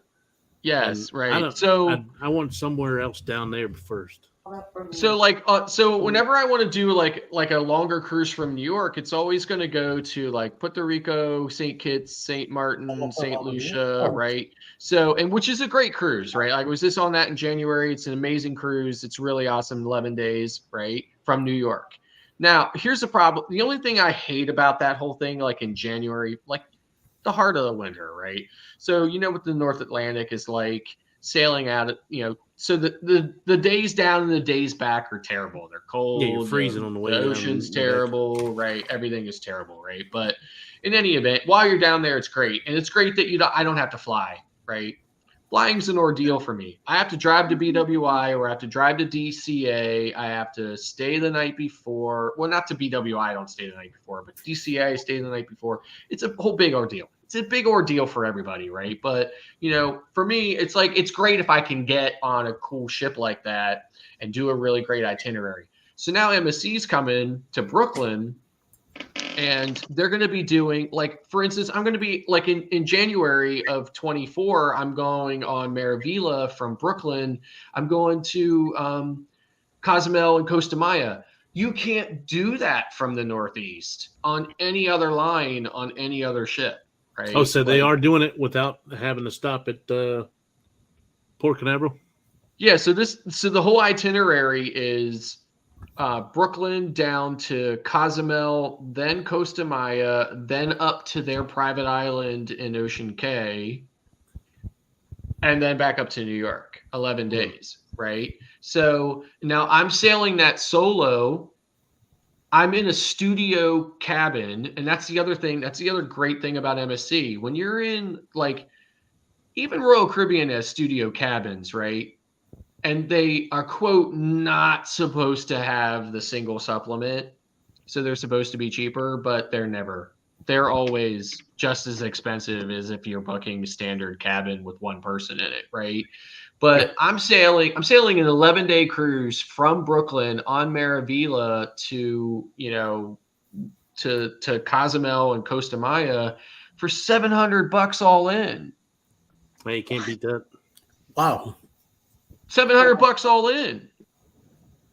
So yeah, I mean, like, I'm gonna hitchhike to Brooklyn if I have to, like, I'm getting on that ship, right? Yo, Brooklyn in the house, baby. I'm not missing that, right? So here's the flip side of that, right? If I want to get on Anthem, which is right across the river from there, and do an 11-day cruise on a balcony cabin for 2 people, it's going to cost me $5,000. Wow, what a difference. But the missus and I are getting on Maravilla for 7 days in February in Yacht Club. Okay, we're in a Yacht Club suite, which means it includes everything. Alcohol, Wi-Fi, personal butler service, the best restaurants, no lines, priority this, priority everything, right? Nice. Yacht Club is the equivalent to Star Class on Royal Caribbean. If you get in, let's say you get on Oasis in May for a 7-day cruise to Port Canaveral and the Bahamas, right? And you're in a Star Class, that's going to cost you $27,000. Ouch. The missus and I are getting Yacht Club on Maravilla in February of 24 for $2,500. Man, can't beat that.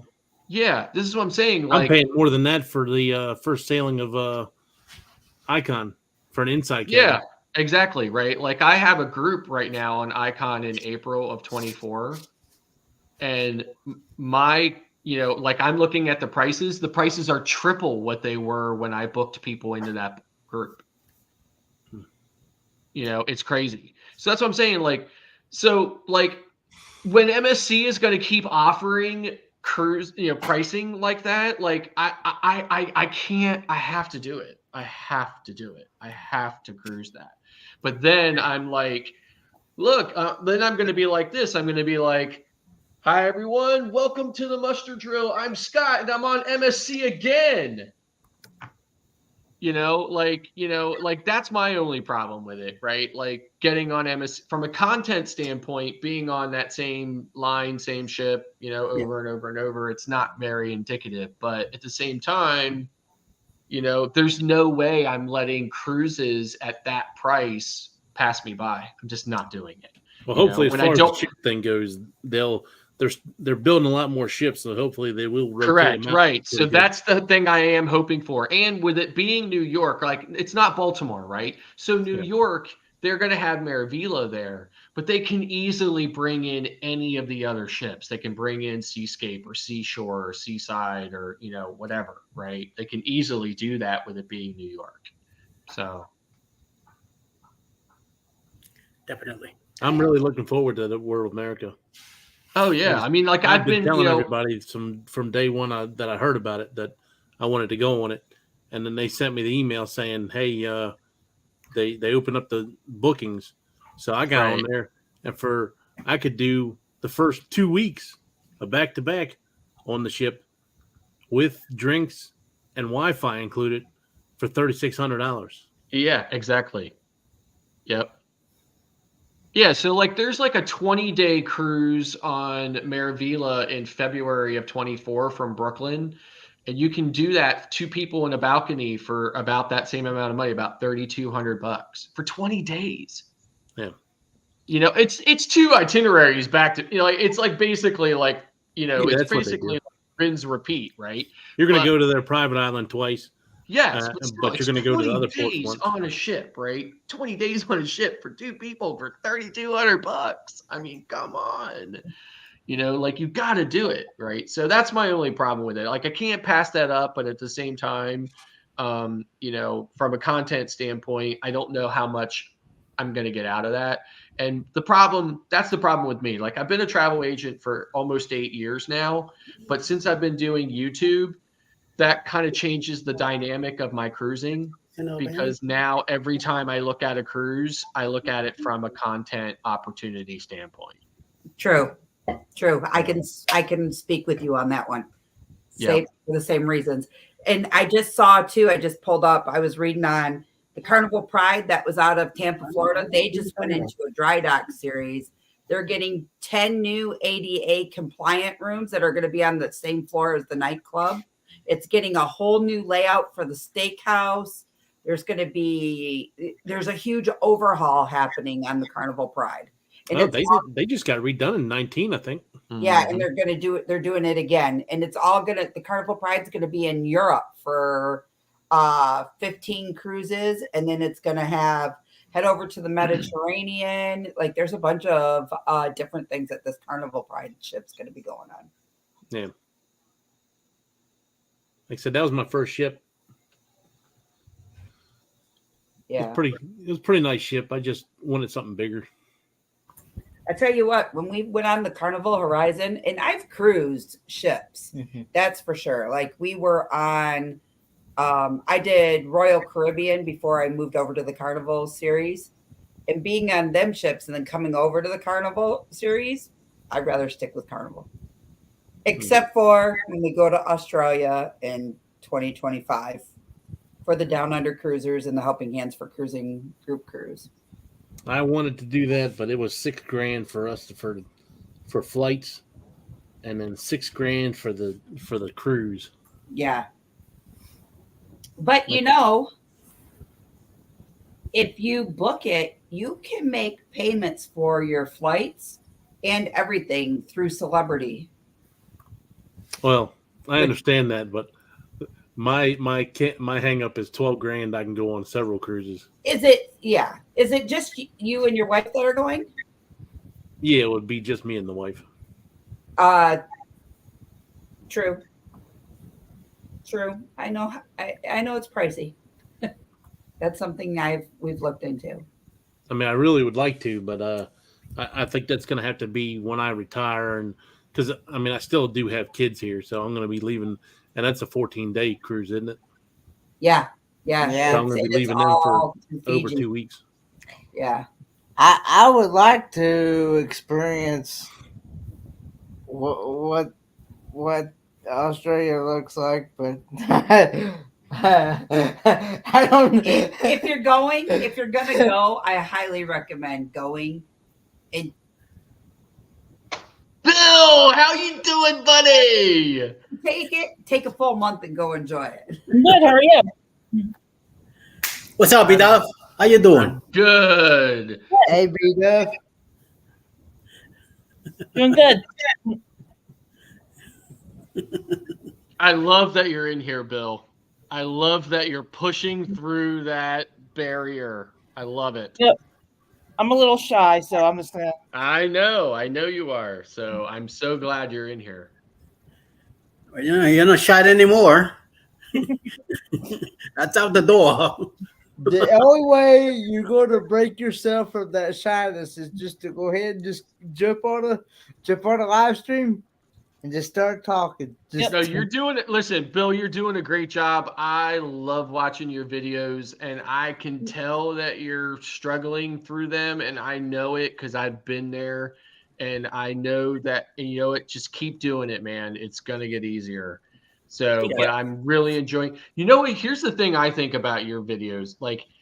And don't take this the wrong way or anything, right? But your videos are great. Everything you're doing is great. But I think if you like, I see way more confidence in your Instagram posts and your Instagram videos than I do in your YouTube videos. And I think if you can just take that Instagram confidence and apply it to YouTube, you're going to be even better.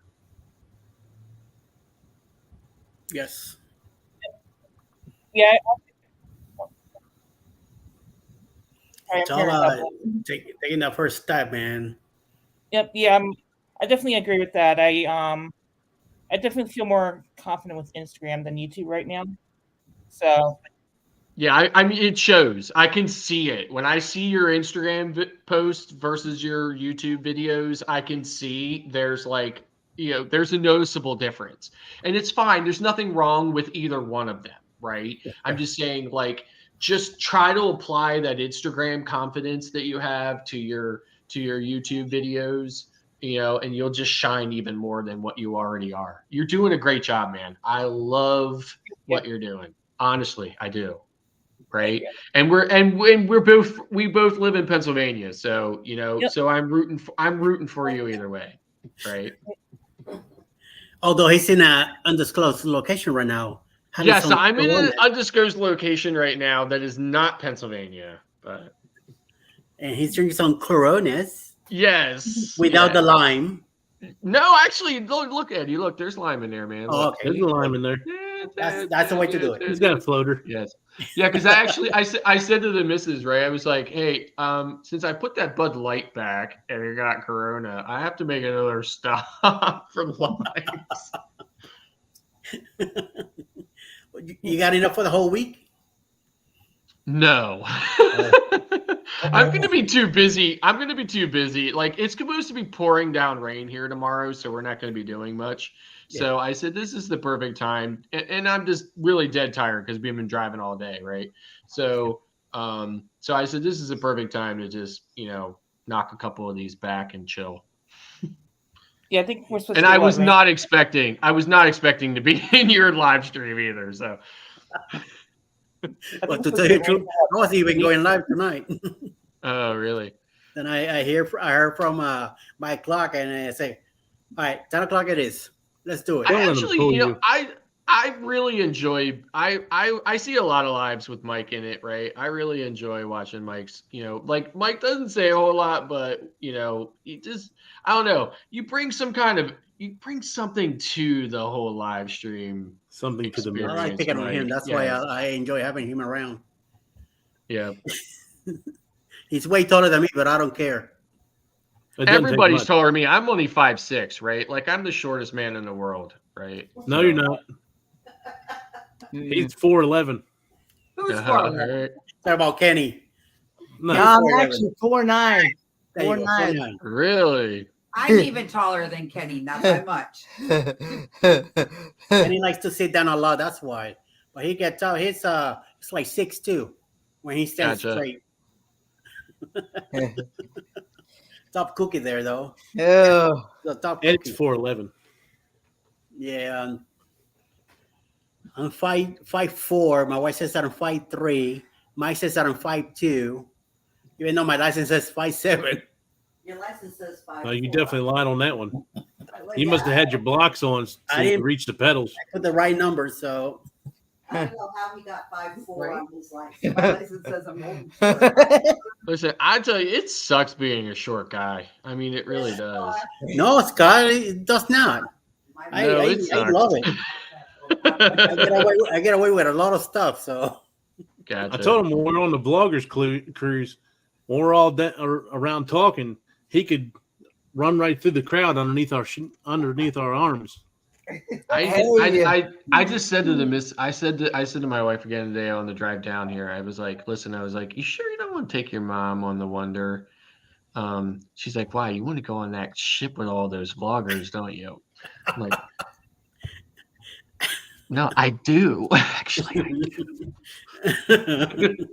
That was a lot of fun. Anthony on the move. No, you're Wonder's going a on the great Wonder ship, with though. me. Yeah, it is. I'm really looking forward to getting on it. So, like, here's the thing. Like, we never get the ultimate, like, the unlimited dining package. I mean, like, sometimes we'll buy, like, you know, like chops or Giovanni's or something like that or whatever. And on the Allure, they used to do this thing called First Night Done Right, where you could, like, pick, like, any of the specialty restaurants the first night of the cruise, like Embarkation Day. You could pick any of the specialty restaurants for, like, $10 a person. Wow. So like they used to do that. They don't do it anymore. But anyway, so but like a Wonder has like all these extra restaurants. Like they have Hooked and what's the Mason Jar, Wonderland. right? Oh yeah. Yeah, well, right. So the Wonderland's on most of them, but yeah. So they have like the Mason Jar and they have Hooked and stuff like that. So we actually have the like unlimited dining package for Wonder as well, just because there's those extra restaurants that they don't have on any of the other Oasis ships. So I need to get on an Oasis ship.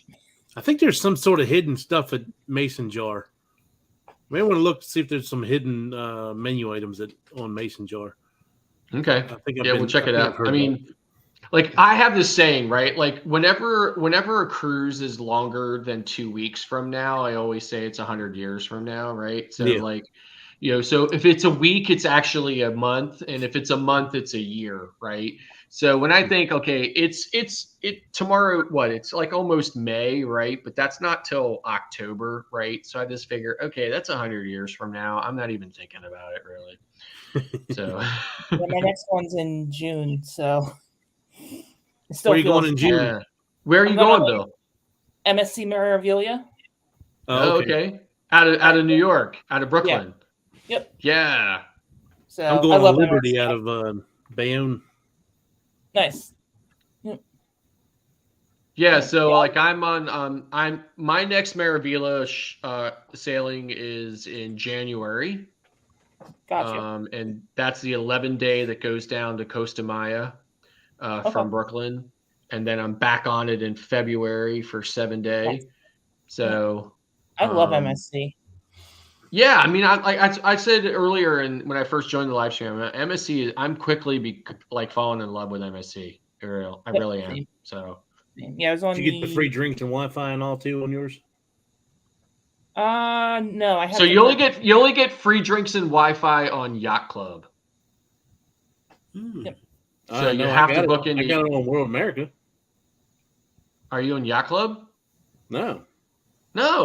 Really? They're doing a sale right now. It's free drinks and Wi-Fi. It's just okay. Free drink. Okay, yeah, all right. Yeah, I'm saying like normally, typically though, you only get free drinks and Wi-Fi with Yacht Club. You don't get it with any other. I got you. Any other level. So. What's the difference between Yacht Club and the rest? Well, so on MSC, right? So you get Bella, which is like a guarantee. Yeah. Okay.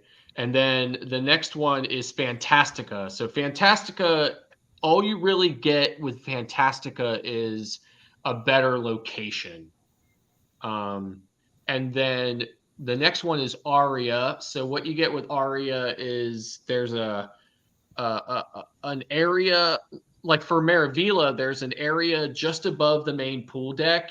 It's a small area. It's like a sun deck, right? So you get that access to that sun deck area. There's a small kind of I don't want to say it's an infinity pool. It's kind of like an infinity hot tub, right? So there's like a small infinity hot tub up there that you can, so there's a little bit of perks. And then Yacht Club has multiple levels as well. So with Yacht Club, it's kind of like Royal Caribbean Star Class. So it's basically everything. It's priority this, priority that, 24-hour butler service, 24-hour room service, free drinks, free Wi-Fi. There's a special main dining room just for Yacht Club, priority seating, best seats in the house for the shows.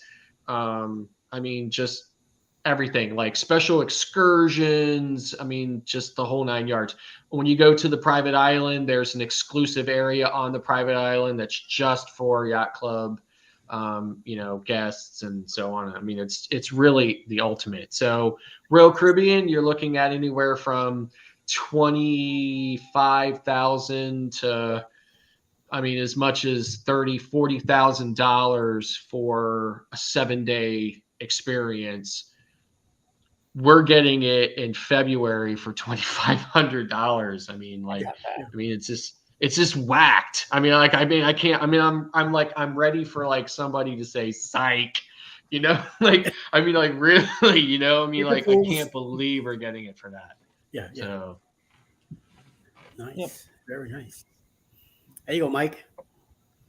You could be doing something like that then. I can't afford it. You gotta go to the corner more often Yeah.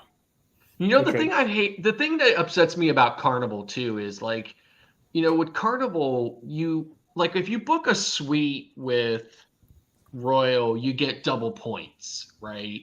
You get a couple other perks and stuff like that too, but that's like the one main reason why. And if you're a single person in a suite on Royal, you get triple points, right? Oh, wow. With Carnival, you book a suite and you get the suite. That's it. You don't get anything. You don't get anything special for booking a suite with Carnival or whatever. I did hear they're talking about trying to change that now, but I'm not 100% sure whether they're going to or not. I really wish they would, because there's been a bunch of times where I would love to jump into a suite on Carnival, but otherwise I'm thinking just get a balcony is, if I'm not going to get anything special for being in the suite, balcony is fine with me as far as I've thought about booking a suite with Royal just for the simple fact of getting the double points. So it's exactly. Worth it. Yeah, so the trick that I did, this is the long time ago, right? Before all of the lines went to per day kind of thing, like every day. Like you used to get a point per cruise. So on Royal, when you got 1 point per cruise, you only needed 10 cruises to be diamond, right? So, and if you booked a suite, you got 2 points. So, when they announced that they were going to shift from this system to the one we have now, where you basically get a point per day, I was at 8 points.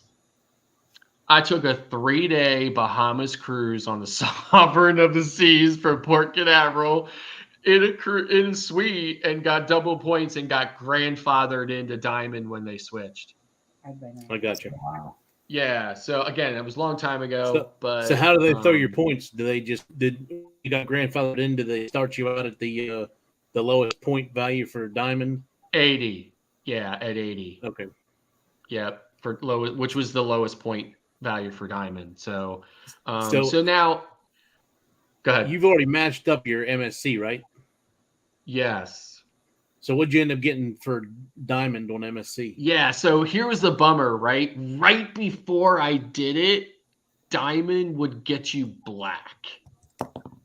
Okay. But now it only gets you gold.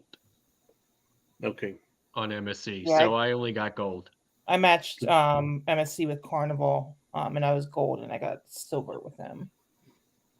Oh, really? So yeah, so I'm platinum on Carnival, and I'm only like 1 7-day cruise on Royal Caribbean away from Diamond Plus. So now here's the problem with Diamond. The difference between Diamond Plus at 175 nights and Pinnacle, Pinnacle is 750 nights, right? So I will never be Pinnacle.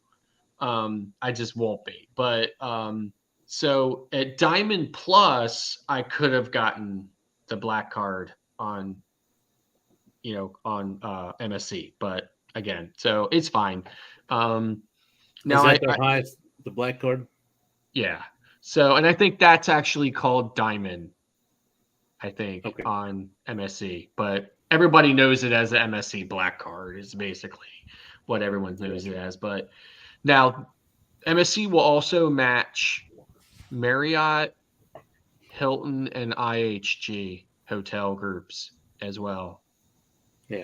But the problem is that I'm only gold. I'm gold with Marriott, gold with Hilton, and platinum with IHG, but those only translate to gold on MSC as well. So the other thing that you might not know about MSC either is if you don't sail once every 36 months, you will lose that status match and they will not match you back again. They only match you once. Yeah. So you have to sail at least once every 36 months in order to keep it. So okay. Yeah. Yeah, I did not know that. I'm currently a platinum with Royal. I will be Emerald on the next cruise. Gotcha. Yeah. And I didn't realize it till the other night. I mean, I kind of heard it like way back in the day, but I didn't know how long it was going to take me to get here. But now I'll be able to get my gold card from MGM as well. So then I won't be able to, I won't have to pay resort fees and all when I go to MGM properties. Gotcha. So, yeah. So like hotel wise, I probably stay at Marriott's the most.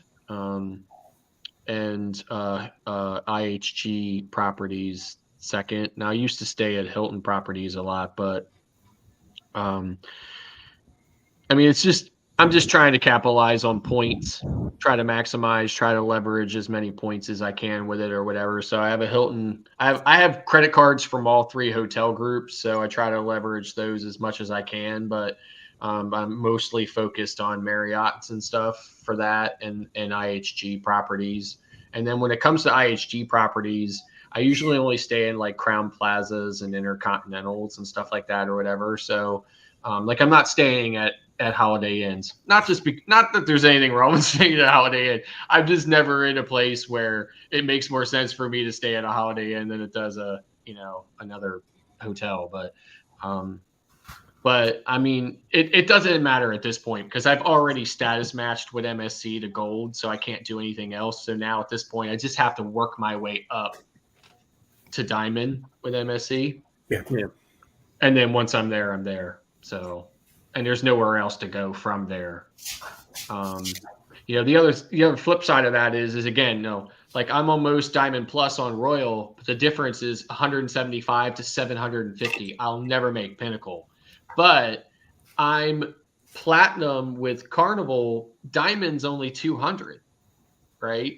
So I can definitely see myself making diamond on Carnival probably within the next 5 years. So I got you. Hello, Timmy Ray. Timmy Ray and I really wish Eric B are here. Hello, Travel Adventures with Eric B. What's going on? I really wish I would have taken advantage of the double points that Royal was giving out for at the restart. Yeah, that whole year they did double points. Yeah. Yep.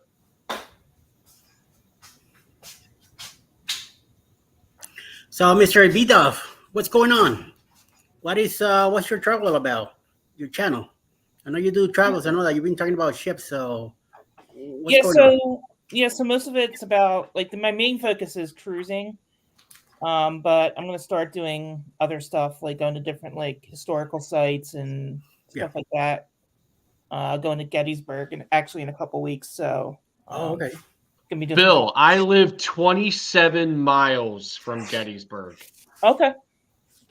Okay. I don't want to like just barge right into your time, right? But if you, I mean, I would love to drive down there and just like hang out with you for a little bit and get to meet Okay. you in person, right? Definitely. If you're into it. If you're not, it's fine, right? Like it's totally fine. No, But if you want to, just send me a message or whatever, because like I can be there in like 25 minutes, right? Okay, Like cool. I think it would be cool to come down and like actually like get to finally meet you in person.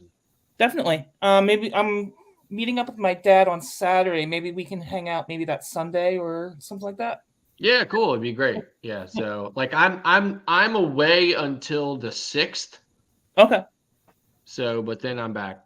So. Yeah, I'm gonna be there the weekend of the. I'm gonna be there that Saturday the 20th to the 21st. Great. Okay. So why don't you talk to us more about being a digital nomad? Like tell us like what's a digital nomad? Basically, someone who works remote. So like I'm doing freelance marketing. So working on like building up clients and all that. This way I can just travel and work from wherever I want to.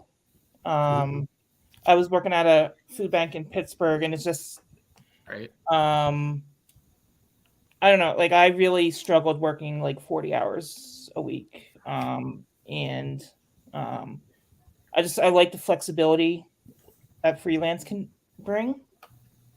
And so I'm really going full on that, and like I don't have many responsibilities, just like rent and stuff. So it's just me, like I don't have any kids or anything. So I really wanted to give this a shot. So yeah, so I've been working. Like I'm going to Baltimore next week to meet with some clients and all that. So yeah, Sounds awesome. yep. So I'm kind of taking it slow, just building up income sources and saving, and then yeah. So what was it like to meet Corey from Midships? Pretty cool. He's a super nice guy. Very He is approachable. a super nice guy. Yeah. We met up in Nassau when I think in December. Yeah. Right. He was on an MSC ship. I think he was on a new MSC Seascape. And then Gotcha. I was on. I think he Enchantment. was. Yeah, I think he Yeah. was. Yep. Nice. Yeah, Corey's a great guy, right? Like he definitely, you know, like and his channel was really taken off over the last year as well, too. So Yep. I think he did real estate. I think he was doing like real estate or something like that in like Florida or something like that before he started YouTube or whatever. But Yep. so yeah, he's a good guy. Yep. So Yeah. I was Sorry.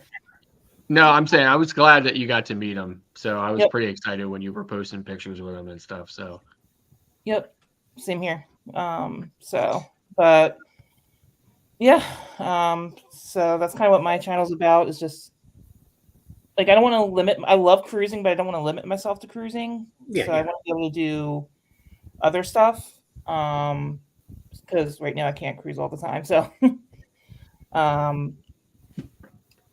so I'm gonna be doing like little weekend trips and stuff like that right now. So. I guess yeah, make sure so you block like it, you know? so where I'm at right now is actually going to be my first land-based content. Right. Okay. Not sure what it's going to be yet. I just got here today, right? I got the next 6 days to figure it out, right? I did have one idea that I really wanted to do, but I found out I'm not going to be able to do it. I'm really bummed about it. But in any event, so yeah, so this is going to be actually my first land-based content. You know, Nice. I don't know how much land-based content I'm going to do because I mean, my channel is always going to be cruise-centric. Yeah. Right. So, I mean, it's just the way it is. I mean, that's my primary I mean, for as many vacations as I take that are not cruises are my favorite vacation. Yeah. So my channel is always going to be about cruising mostly, but I am going to try to work that in. So that's why, like, if you look at my latest logo or whatever, it says cruise travel and adventures, right? Like, because I'm going to try to work some non-cruise travel stuff in there. And I was actually thinking about doing a video from Gettysburg because I live so darn close to it. So I'm probably gonna, I'm definitely gonna be looking forward to your Gettysburg video and stuff like that. Maybe you'll inspire me to do something from there as well. So Yeah, just actually well, yesterday now. I went to Fort Ligonier. oh yeah, And walked around there and did the tour there. That was really interesting. okay, So I'm really looking forward to Gettysburg, and I also want to go to Antietam Battlefield in Maryland. yeah, yes. Antietam is a great. I've been there like multiple times, I'm so familiar, it's yeah. a really great place. I've never So been there, but I've been to Gettysburg. I actually drove through there, like not through Antietam, but very close to it. I drove through Harper's Ferry today. Okay. So on my way to where I'm going. So yeah, so that's not far from Antietam, but Yeah, like the last 4 months, all I've been posting about was the Carnival Mardi Gras, and I'm kind of starting to get bored with it. And I have another month until my next cruise, so yeah. for other ideas to post about. So Yeah, so like here's the thing I did, right? Like so like I was posting like video, right? And then really like when I had this trouble with YouTube, the dark side of YouTube, right? When I had this trouble with YouTube, I had this insane problem with YouTube and invalid traffic, right? So for some reason I got bot attacked. Love it. So I got bot attacked and it resulted in invalid traffic on my channel and my revenue tanked, right? Like my revenue went from $700 a month to like 15 cents. wow. So, you know what? I got mad, right? Like I got to be careful, right? Because I've been having a little too much of this and I might say something I shouldn't. But anyway, listen, I love YouTube. I'm not trying to crap on YouTube at all. I'm not. But I'm just saying there is a side of YouTube.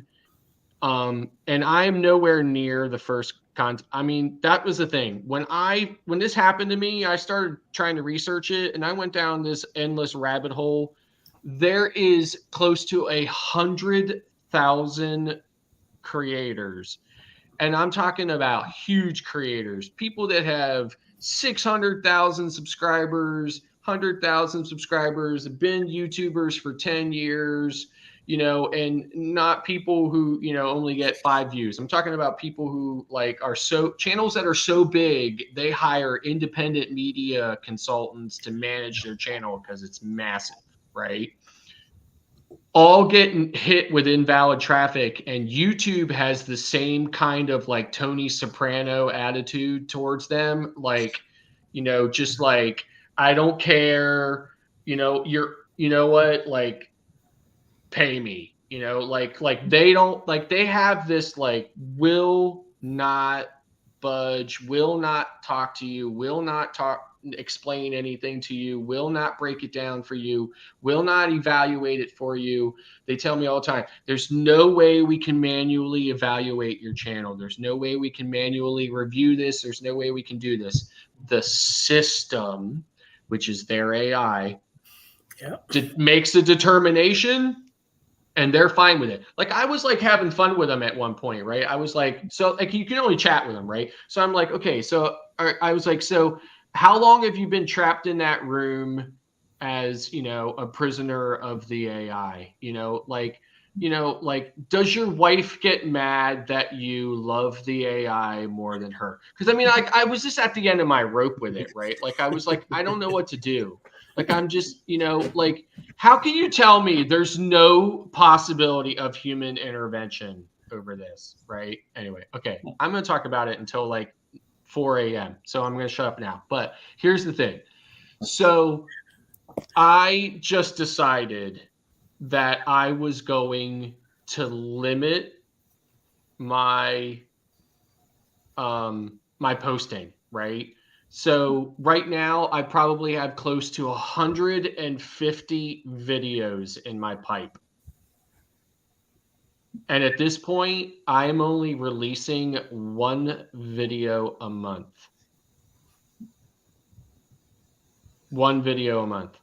So my videos are really far behind the actual time, right? I would love to go back to a day where I am posting content almost as it's happening, right? Like I'm on a ship. So like I'm on a ship and if I did this thing yesterday, you're seeing it tomorrow, right? Yeah. Like I want to go back to that. But at this point, I cannot give YouTube my content for free. Yeah. Like I just can't do it, right? Like and I'm preaching to the choir here, right? You guys all know how much goes in to producing a video, right?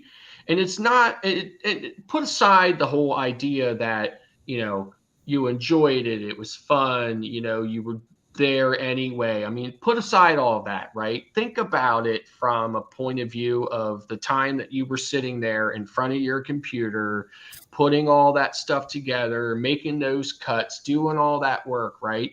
You really want to be giving that to you. Like 1 month you're giving that to YouTube, they're giving you $700 for it. The next month you're giving it to you, they're giving you 15 cents. Now you're getting like 5, 6, 7,000 views, right? But they're claiming if you get 5,000 views, they're claiming that 4,800 of them are invalid. Like, how is that? Right? I'm like, wait a minute. So this is what I say to them. I'm like, okay, here. I'll post a screenshot in the chat, and then their response is, thanks for the screenshot. We appreciate the information. Give us a couple of minutes to look at it. Right? So the screenshot is their own statistical data from Studio, right? Like from YouTube Studio, their own statistic that shows that if I had 39,000 views, or if I had 3,900 views on a video, 3,700 of them came from recommended. That's in their own data. Their own data shows that all but 200 views came from them recommending my video to other YouTube other YouTube viewers, and those YouTube viewers doing exactly what YouTube wanted them to do with that, which was click on it and watch it. And when I give them that information, I say, so tell me, I said, is YouTube recommending my video to fake users? And I get no response. And then the next thing I said to them was, so explain to me how YouTube recommended my video to 3,900 people. 3,700 of them clicked on it and they're invalid. And the response was, we need to look into this further. So we need to transfer this chat to an email. Do you agree? And I said, yes. And then 20 minutes later, I get an email saying, our determination stands. Have a nice day. Wow. Because they would not. And that was what was ready for me to just like, I'm like, okay, can I get on a plane right now and fly to Silicon Valley? Right. Like I was ready to just like lose my mind over that, because I'm thinking to myself, I gave you irrefutable proof that my traffic was not invalid, that it actually came from you recommending my video to 3,700 people and those people all clicking on it. And I gave you proof of that, and you will not answer me. You will not acknowledge it. You will not do anything about it. And that was my problem, right? So then I finally just had to surrender to it. I had to surrender to it. I had to give it up, and I had to say, okay, fine. So now my channel is recovering a little, right? Yep. Not a lot, a little, right? So now things are recovering a little. So I'm like, okay, fine. But at the same time, there's no way I'm handing them, 10, 15, 20 videos a month for $1.68. Yeah. I'm just not doing it. So I have a lot of content in the pipe all ready for me to just release slowly, right? Now, Yeah. the flip side of that is it's damaging my channel because YouTube viewers are the most fickle human beings on the planet, and it's kind of like if people don't see a video from me for a whole month, they forget about me. You really do have to be constantly in their face, right? Yeah. And as All they right. keep seeing you, keep seeing you, keep seeing you, keep seeing you, keep seeing your thumbnails, keep seeing, oh, here's another channel, here's another guy from that guy who wears sunglasses all the time, blah blah blah blah. They will finally, eventually get accustomed and more used to you. That's the psychology, supposed to be the psychology of it all, and they'll start clicking on your videos more, right? So it's kind of damaging me in that way, but at the same time, I'm fine with that at this point. I need to get to a point where the algorithm says, okay, if this guy gets 5,000 views on this video about MSC Maravilla, we're not going to call 4,800 of them invalid. I have to get to that point, or otherwise I'm just not going to keep giving them content. So that's really where I'm at this point. So unfortunately, I hope that, I say to everybody I talk to, I hope your channel never experiences that, right? And the odds are that you probably won't, but I never in a million years thought that it would come. Like, I had one video where I got 2 comments. Channel was new. I might have had, I don't know, 300 or 400 subscribers. And I got this notification that I had comments on my video, and I was like, oh, wow. I was like so excited. I picked my phone up. I'm like in there or whatever, right? And it's 2 comments in Arabic writing. And I'm like, the hell is that, right? Delete, right? Like, I deleted them, right? I'm like, I don't want those on my channel, right? That's where it came from. They were bots. And that's where it all started. That's where it all started. And then it just snowballed from there. And then once your channel gets flagged for that, you're done. Like, it's not like a couple of days later they forget about it. It's like, for me, it's almost 6 months later, right? And my channel is only now starting to get ads that aren't 15-second ads for Honda, right? Like, the ads that really pay a lot of money are the ads where people are talking about, if you like the 45-minute infomercials about how to lose weight or how to make your gut healthier, and and like how to poop, right? Like stuff like that, right? Like, it's crazy to say that. Those are the ads that are really paying a lot of money, right? So even if somebody forgets to skip it, like they start your video and then they walk away for a moment or two and it gets into that 30 seconds, because remember, it's 30 seconds, right? If the ad is 30 seconds or less, it's got to be the whole ad. If the ad is 30 seconds or more, it's got to be 30 seconds, right? So so those are the ads that are really paying a lot of, what do they call it? CP, pay per, like click per view, or I don't know. Yeah. Anyway, cost per view or something like that, or whatever, right? The CPV or whatever. Those are the ones that are really paying a lot of money, right? The 15-second Honda commercial, or the 10-second commercial about, or the 10-second ad about Liberty Mutual or something like that, or whatever, that's not skippable, they're not paying anything. They're paying like a penny, right? So, like, if you want those kinds of ads running on your YouTube channel, right? Like, those are the kinds of, I'm just now starting to see those ads running on my channel again, right? So I'm just now starting to see my revenue rebound a little bit from where it was, right? But in any event, until I start feeling a little bit more comfortable about it, I'm not releasing more than 1 video a month, just because I feel like I'm giving YouTube free content. right? And I'm just not doing that. I mean, like, you know, Tony wouldn't do that, right? Like if Tony wasn't making 200 grand a year on AdSense and you know, sponsorships and whatever else, he would not be doing that. You know, he wouldn't be, right? He just wouldn't be. So I'm Yeah. just like, that's just how I feel about it. So Yeah, I've been and playing I'm around. sorry. I said way too much about it. I'm really sorry for like just like rambling on about it. It's like You're that's the venting point out. when you know you've had too much beer. So You're venting out and let it out.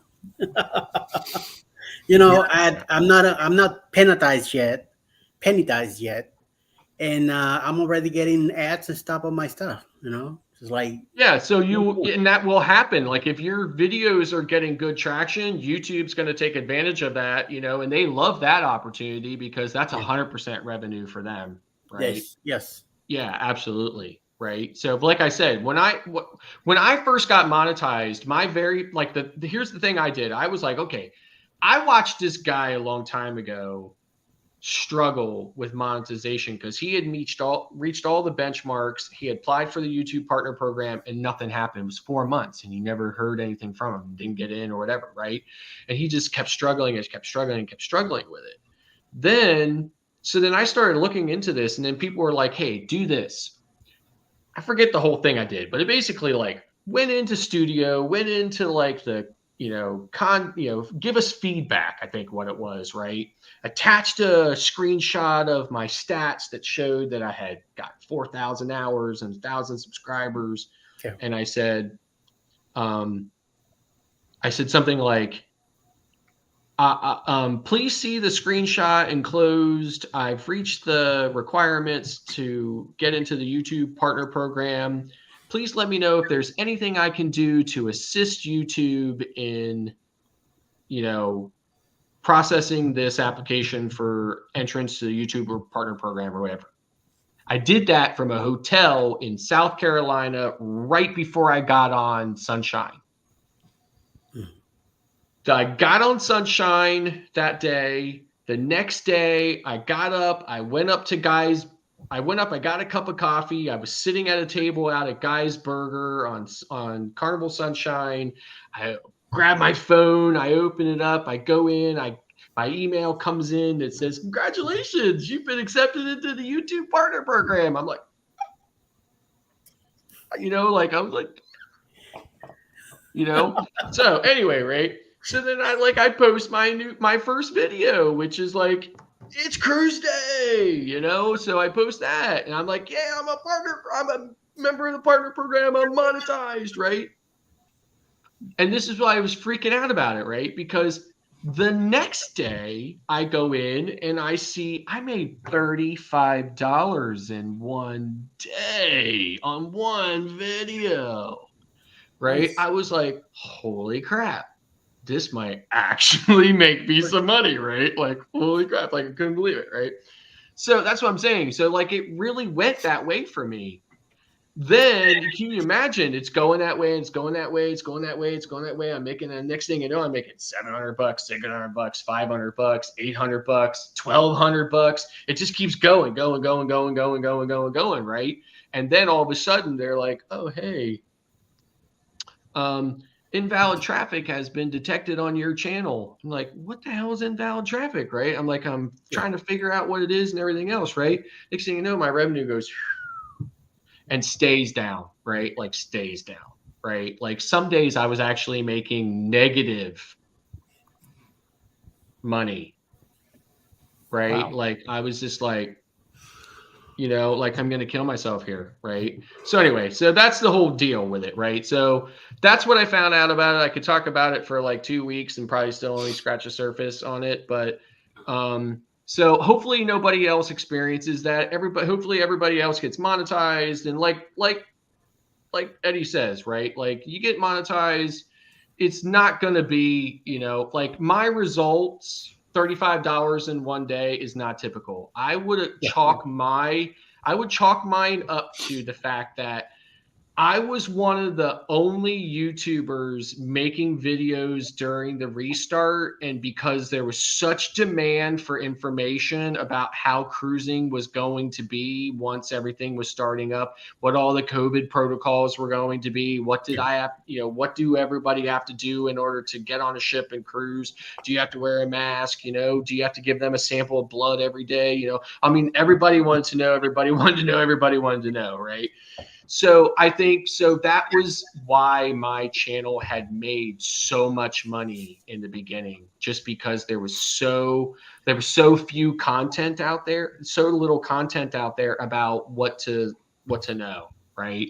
So in any event, hopefully nobody else experiences that. Hopefully everybody else takes off, but it will be slow going as far as money goes, right? Like you're right, it will be pennies, right? Like it will be pennies and pennies, So I think the minimum threshold for payout from YouTube AdSense is $100. You're gonna get they're gonna move the money into your AdSense account on around the 7th of every month and pay it out on the 21st to whatever checking account you have linked to it or whatever, right? So it's always going to be a month behind. And if you don't make $100, you're not going to get paid out.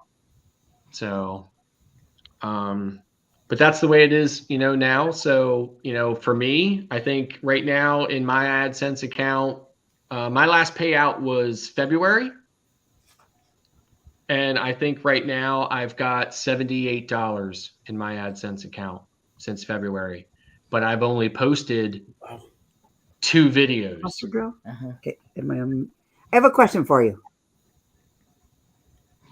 So when because I'm monetized, and when I know what I made, what do they do with that money? Do they just keep it in your YouTube stuff until you get enough in there to pay you out? Yes. Yeah, so that's what it does. So it sits in your AdSense account, and the minimum payout threshold is $100. So it sits in there until you get to $100, and then it pays it out on the 21st of the following month. Okay.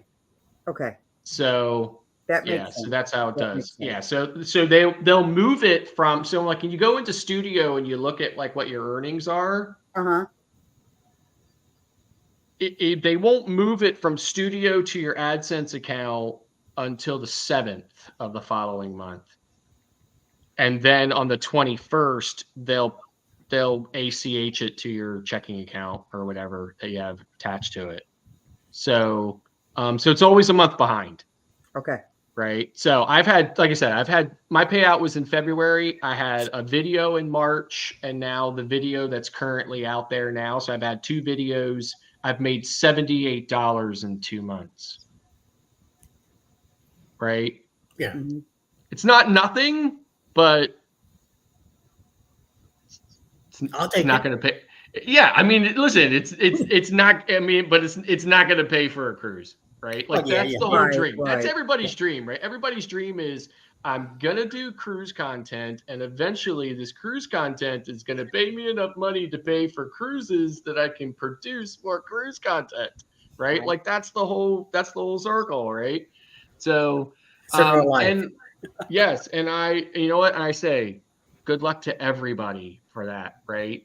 I have been monetized for almost 2 years now, and that's not happened for me yet. So close to it. So, but not happened to me yet. And now that you're saying about payouts, how do they do that? Do you have to have one of those payroll deposit accounts, or do they mail you a check or what? No, you have to, like, so basically you have to get, I mean, it's like a job, right? Like you have to give them everything. You have to give them your social security number. You have to do all that stuff, right? And then they verify it all, right? They send you a card in the mail that has a code on it. They will not give it to you any other way. It comes in the mail, right? It comes U.S. Postal Service. You put that in there, that verifies you. That takes days and stuff like that. Once it all gets set up, then they, so for me, so this is what it is. So the muster drill, okay, is a division of my travel agency, which is incorporated. Okay. Okay. So I'm like a child LLC of my parent LLC, which is my travel agency, right? So my YouTube revenue gets dispersed to my business checking account. And the muster drill has its own EIN. Okay. So that's how it gets reported to the IRS. But that's not what I would expect most YouTubers to do. Like, I'm sure like the big guys do that, right? I'm sure the big guys are all incorporated, right? Oh, you have to, yeah. Why would you want to be making $100, $200, $300,000 a year and not be incorporated over it, right? Like, I only did it that way for me because it was simple for me. Since I already have a travel agency, it was simple for me to just make the muster drill a division of, right? But I don't talk about it, and I keep the two separate. Like if you look at the description, in the description of any of my videos, you see a little blurb that says, I can help you plan your travel. Contact me here. That's it. That's all. Right. And occasionally I talk about being a travel agent in my videos, but otherwise I try to keep the two separate because they are two separate entities. So yeah, that's it. So me and Eddie are pretty close to being monetized. Just a matter of hours at this point. Okay, great. What can you write off? I mean, quite a bit, actually. Like for my travel agency, right? I can tell you my travel agency, I write off most of my cruise expenses. Yeah. Because they are I treat them as a familiarization, kind of like, like I'm familiarizing myself with that ship, that, this, that, or whatever. And I can't write it all off, right? Most of it, right? So like I write most of the fare off, stuff like that. I don't write off like anything I spend when I'm on a ship and stuff like that. I don't write that off, right? But like I write most of the cost of the cruise off and stuff like that or whatever. If I buy equipment, so like for instance, for my YouTube channel, I bought a camera, I bought a phone, I bought a USB cable to, be able to transfer the videos from this to my computer so that I can produce content. All gets written off. Okay. So my wife is a CPA, certified public accountant, and she just happens to specialize in corporate tax. Oh my God. So you saved. I got the inside track on it. So I can tell you that this information is absolutely vetted. So because I was told you're allowed to write off your internet and everything else. Yes, absolutely. And like if you actually end up becoming incorporated, right? Like if you actually just decide to spend $100 and become,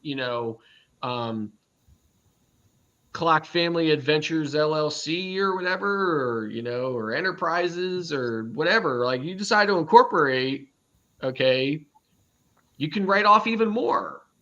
You can't write off everything, but you can write off even more, and I mean, hell, if you buy a car that's more than like, 6,000 pounds or whatever, you can write the entire value of that car off.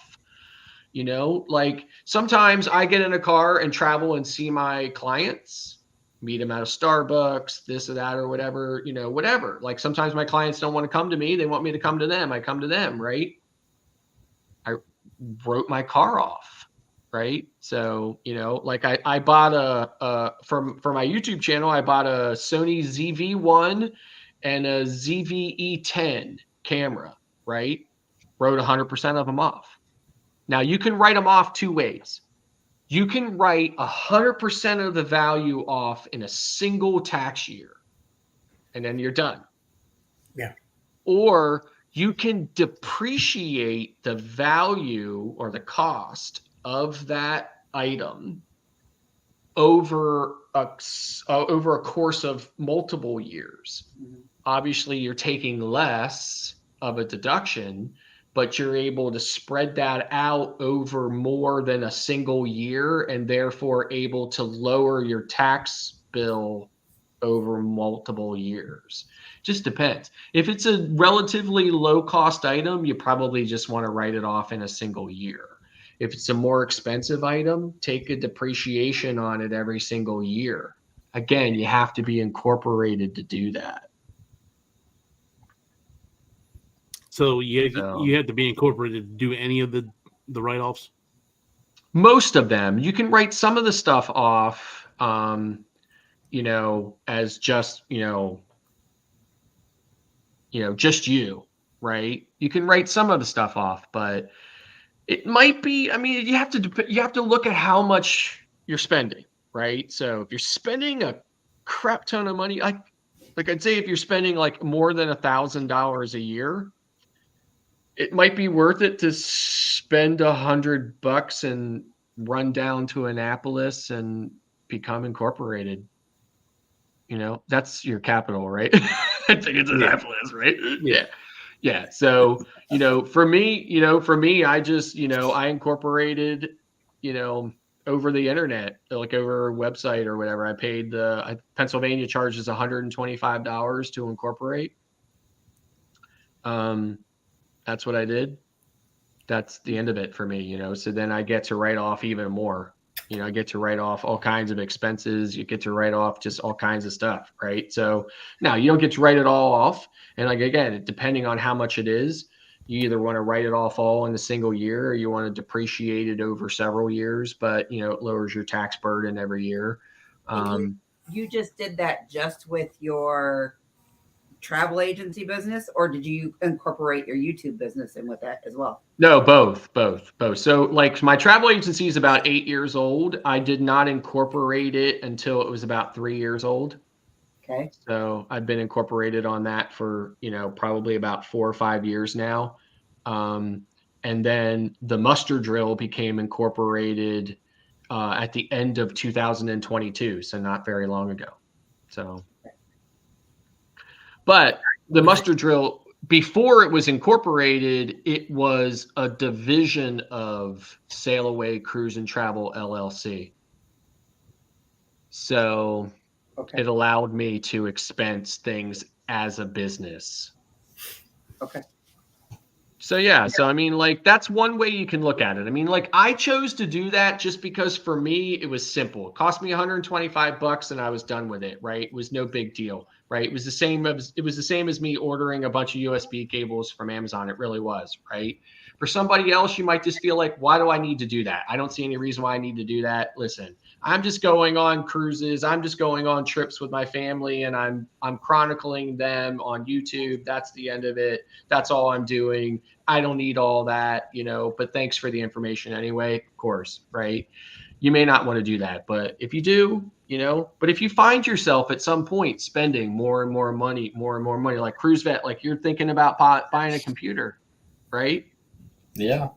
Yeah. Come on, man. That's going to cost you at least $1,000. You definitely want to be able to write some of that off because you're not buying that computer for any reason other than the fact that you're doing YouTube videos, right?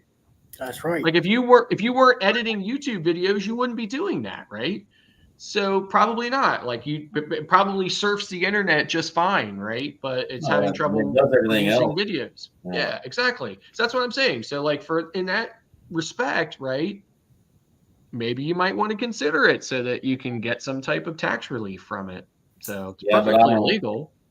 This is really great information because I'm a brand new travel agent and I just hit my 1,000 subs and I'm just going full blown. And I titled my travel agent business the same as my YouTube business. Okay. And now I'm thinking I need to switch some stuff around. And with what you're saying, it all makes sense. Why not make it an LLC, combine them together, and then you can enterprise it all and Yeah. financially, like, Okay. So this is my advice. This is my opinion, right? A lot of people share that opinion. Some people don't, or whatever. But here's the thing: whenever you're doing anything that makes you money, mhm. and then certainly if it goes to a point where it starts making you significant money, you definitely want to separate it from you as a person, as a personal person. You want it separated.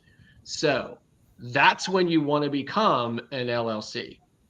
Gotcha. In some situations, that's not going to be for a long time, right? In Mhm. other situations, that could be very soon after you begin.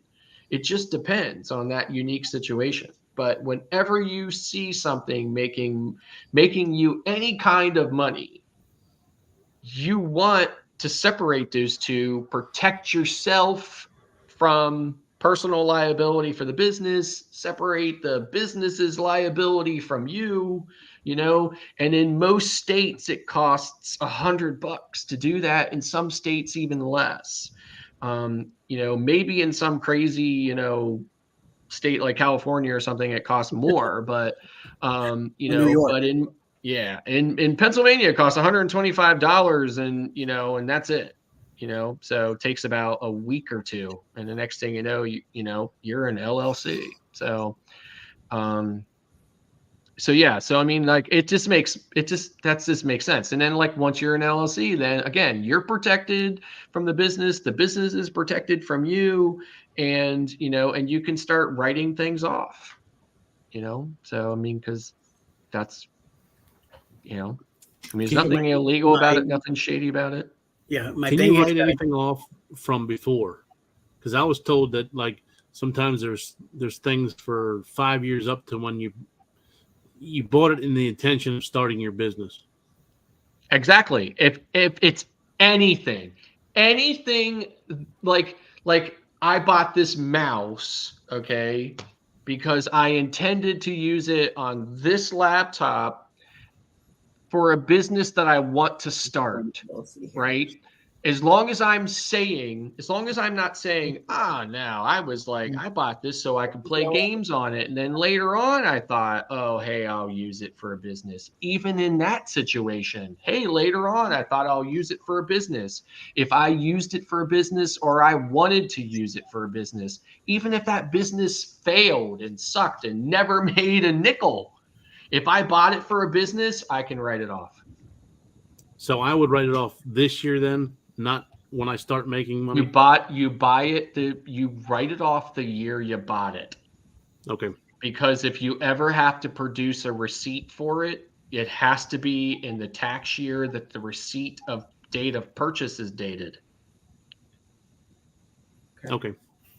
Because I have a lot of stuff that I bought this past year. Yeah. Yeah. I mean, I did too, right? So yeah. So, like, obviously my wife's a CPA, corporate tax, for corporate tax for the Pennsylvania Department of Revenue. Right. So, so obviously she does our taxes, right? So, that's the first thing she says to me come January. She's like, start printing off receipts. I'm just like, what the hell did I buy this last year? I got to remember, and then sometimes I'll forget. And I'll I'm be glad like, Amazon's so easy to go through your history. Yes, Amazon, yes, right. But other stuff, I'll be like, oh, wait, I bought that one thing. I forgot about it. And then she'd be like, well, we have to file an amended return. And if it's not a lot of money, we won't. But if it would end up being a big ticket item for some reason, which I can't imagine I would forget about that. But if I did, then we would have to file an amended return, which would be no big deal. But we'd have to file an amended return in order to get that in there. But yeah. And like you said, the LLCs are cheap because it's only $50 here in Michigan. There you go. I mean, again, like, you think to yourself, okay, like, even if I form an LLC and that LLC never does anything and never makes a nickel, right? Mm-hmm. If it's worth it to you to pay $50 to do that because obviously you think your business is going to make money, right? You want it to make money, right? Mm-hmm. So do it. I mean, like, if that's what if you can see the potential. And when I say this, I'm not even talking about, oh, you know what? I'm going to start this business and I think it's going to make money. No, like even if it hasn't made any money yet, right? Like if you want to be in that position so that from the moment it starts making money, you can start writing that stuff off, then do it now. Right? Again, it just comes down to how does that all work out for you as an individual? For me, it was, it was kind of a no-brainer, right? But because I knew no matter what, even if my channel never watched it, nobody ever watched it, my channel never went anywhere, I never did anything with it, I knew that the muster drill was going to be a division of my travel agency. It was only until later that it became its own separate entity. Now it's still a division of it, but it is its own, it's a child LLC over the parent company.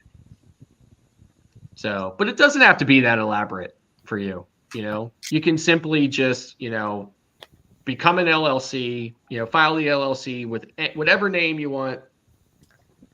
And the only thing I would caution you against is sometimes some states have this thing like either a DBA, like doing business as, or sometimes states have this thing where you file I'm like a fictitious, I'm not a real corporation, I'm not a real entity, but I'm going to file this fictitious name, of like whatever, ABC Travel or something like that, but I'm not really I'm not an LLC, I'm not an official corporation or whatever, but I want the state to know that I'm operating as ABC Travel or whatever. That does not give you the same protections or the same rights as actually forming a corporation at the Department of State in your state, like an LLC. Gotcha. So now, if your LLC ever starts making, like if you ever make more than $50,000 in a year, that's when you need to convert your LLC to an S Corp. Okay. As soon as your LLC makes $50,000 or more a year, immediately convert it to an S Corp. Yes. So that, and the only reason why I say that is because then your tax liability, as an LLC, you're kind of like a pass-through entity, so you're still taxed very much like an individual. You're protected about things. Individuals can't necessarily write a bunch of stuff off. You can if it's in the course of a business and stuff like that. But like if I'm an individual and I say, hey, I wanted a new mouse today, or hey, you know what, I'm going to talk to a bunch of YouTubers tonight. And I'm going to write my beer off because I'm going to drink beer while I talk to a bunch of YouTubers about how to form a corporation. Okay. I can't do that as an individual, right? But as a corporation, I can, right? So what I'm saying is that if your LLC, if a corporation makes $50,000 or more, then you want to convert to an S Corp because then your tax liability like drops, plummets, like insanely drops, right? So so then S Corp either, Penny. Definitely want to do that. So that's the second piece of the advice. So, but in the beginning, cost you $50 to become an LLC. Like if it cost me $50, it cost me $125 to be an LLC, I'm going to be an LLC, right? Just because, whether I know I'm going to make any money now or not, I think I'm going to make money. I'd like to make some money. I don't know if I'm going to make some money, but if I do start making some money, I want to be an LLC when I start making that money so that I can immediately start writing those things off. And that everything becomes a separate thing. Like the LLC made this money, Scott didn't make this money, right? So, and the tax burden and the tax liability is completely different in those scenarios. So does that mean that since I didn't do my LLC for last year, that I can't write down my camera? No, you can't. You can write them off as long as it was intended for the business. You just, and listen, like you're I don't want to say this, right? But like whoever gets audited, right? Like have you ever been audited ever in your life for anything ever, right? Like I haven't, right? You just have to be ready to explain. You just have to be ready to explain that if you would ever, and it's not like they're going to say, hey, prove this or that or whatever.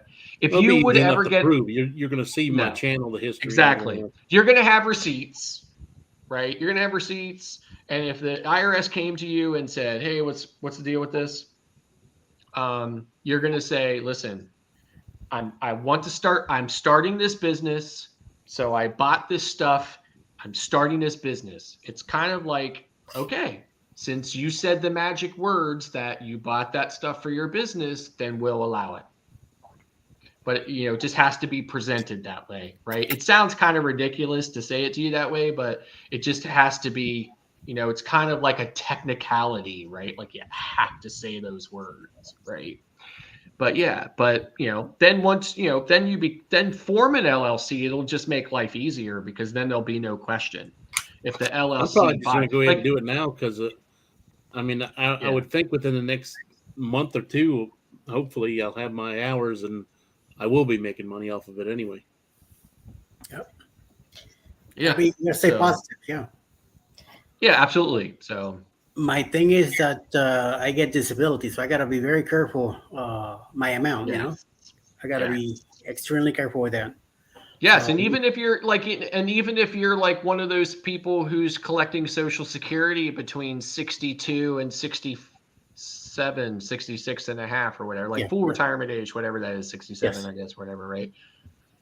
Yeah, like even if you're one of those people who's like between 62 and 67, you have to be careful about how much money you're making, because if you make too much, then they take away the disability. Yeah.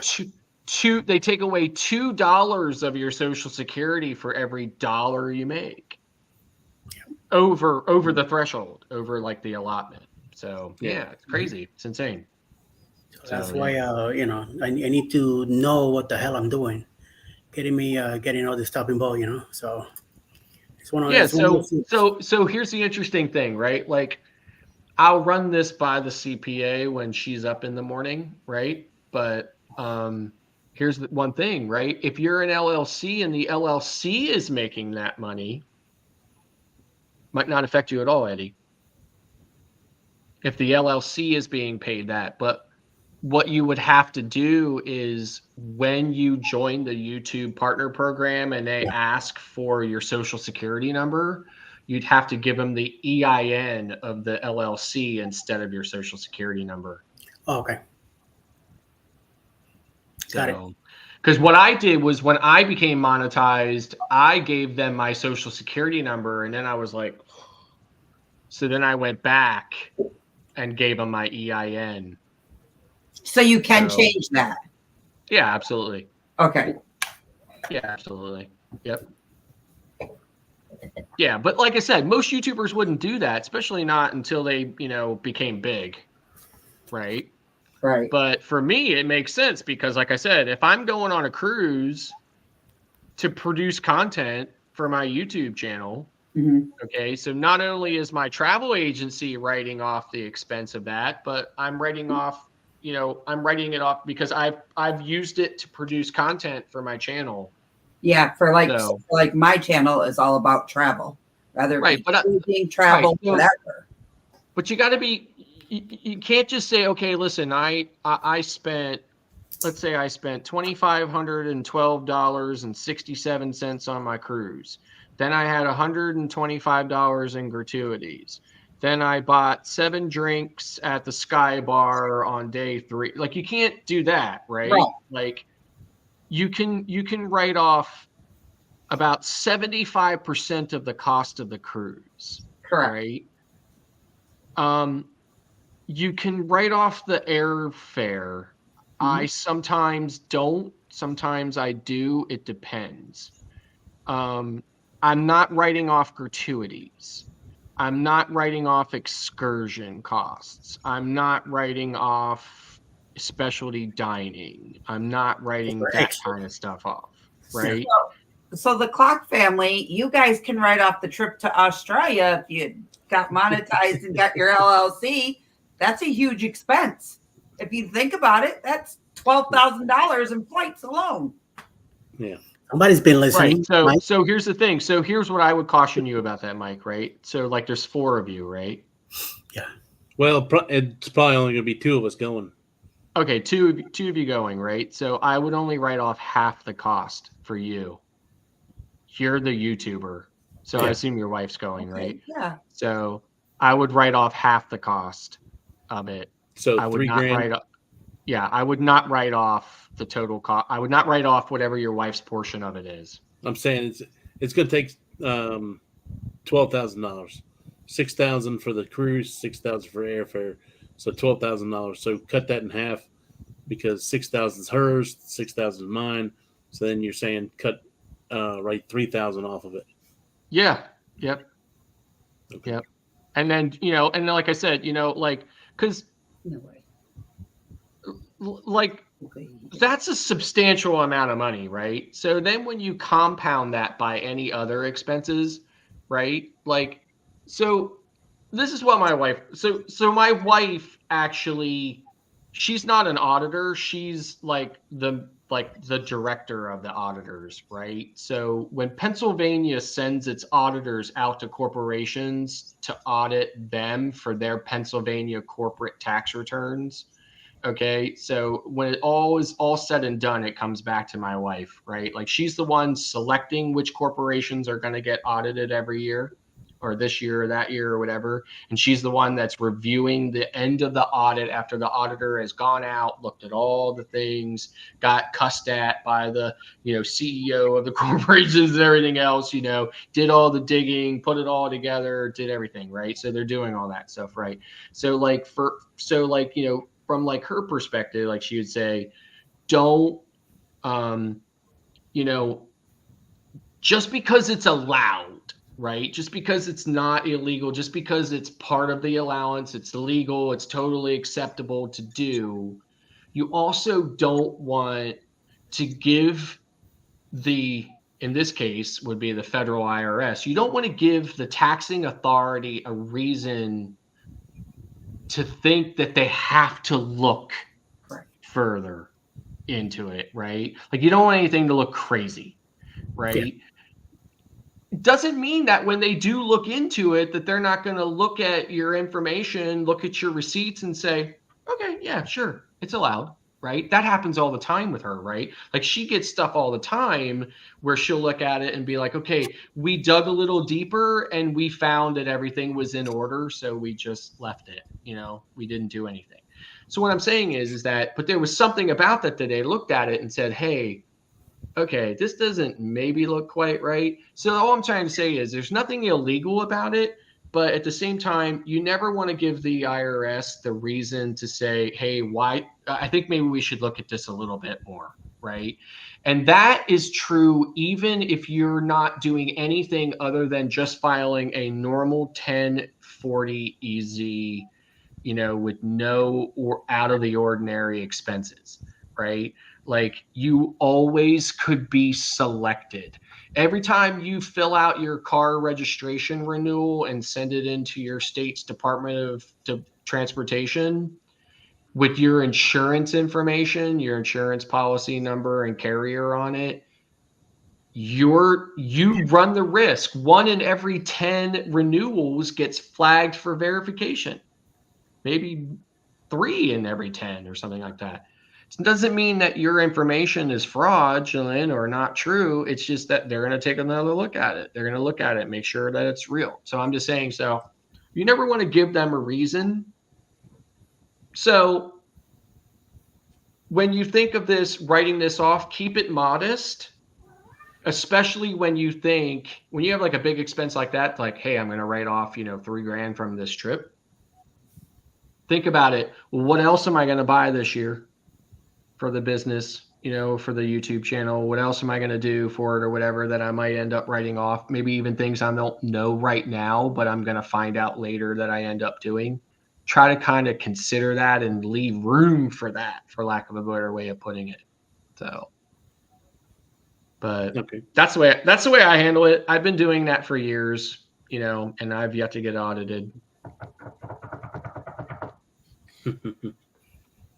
That's right. So I hope that's wood and not Formica. So Really good. You can always Points there. smack it on the head. 'Cause that's my worry, man. When it comes to disability, I don't want to make a mistake. That is definitely, yeah. And you definitely have to be more scrutinizing over that, Eddie, for sure. Yes, Because that's a completely different ball game, for sure. it's a whole Yep. different. A whole different. I'm recording the cat doing some stuff over here at the same Yes, time. absolutely. It is a whole new ball game because I'm on disability, so we're only allowed to Gotcha. make so much a year. And then once Yes. you hit that thing, you either send your clients elsewhere or take the risk of saying, "Yep, this is what it is." So, and everything you're saying about getting yourself an LLC, getting that umbrella going, everything, it brings back everything I've learned in school to where I'm like, "Yep, he's not lying. He's not lying." You know, this has been an amazing stream, and just being able to openly talk about it and listen to it. Yeah. It's great. It's not really cruise related. But and I think to myself, who the hell's up at 1:20 in the morning anyway, right? So Well, somehow we're still here and 14 people still on the chats. So something good is happening. Yep. What did he say? What does LLC stand for? limited liability company. A limited liability company. Okay. So, and that's really where it is. It doesn't limit the corporation's liability. It does for tax purposes, but not for like general purposes. But that's it's a tricky name, right? There's also LLPs, which is limited liability partnership, which you find a lot of time in like law firms and stuff like that, or whatever, accounting firms, things like that.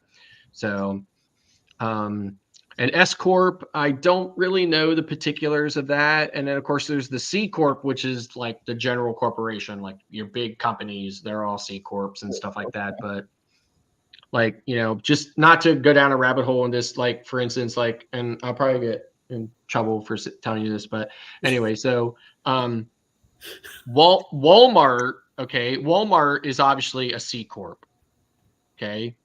But Walmart has about 9,000, I'm not even exaggerating, about 9,000 subdivisions that are a conglomerate of S Corps and LLCs.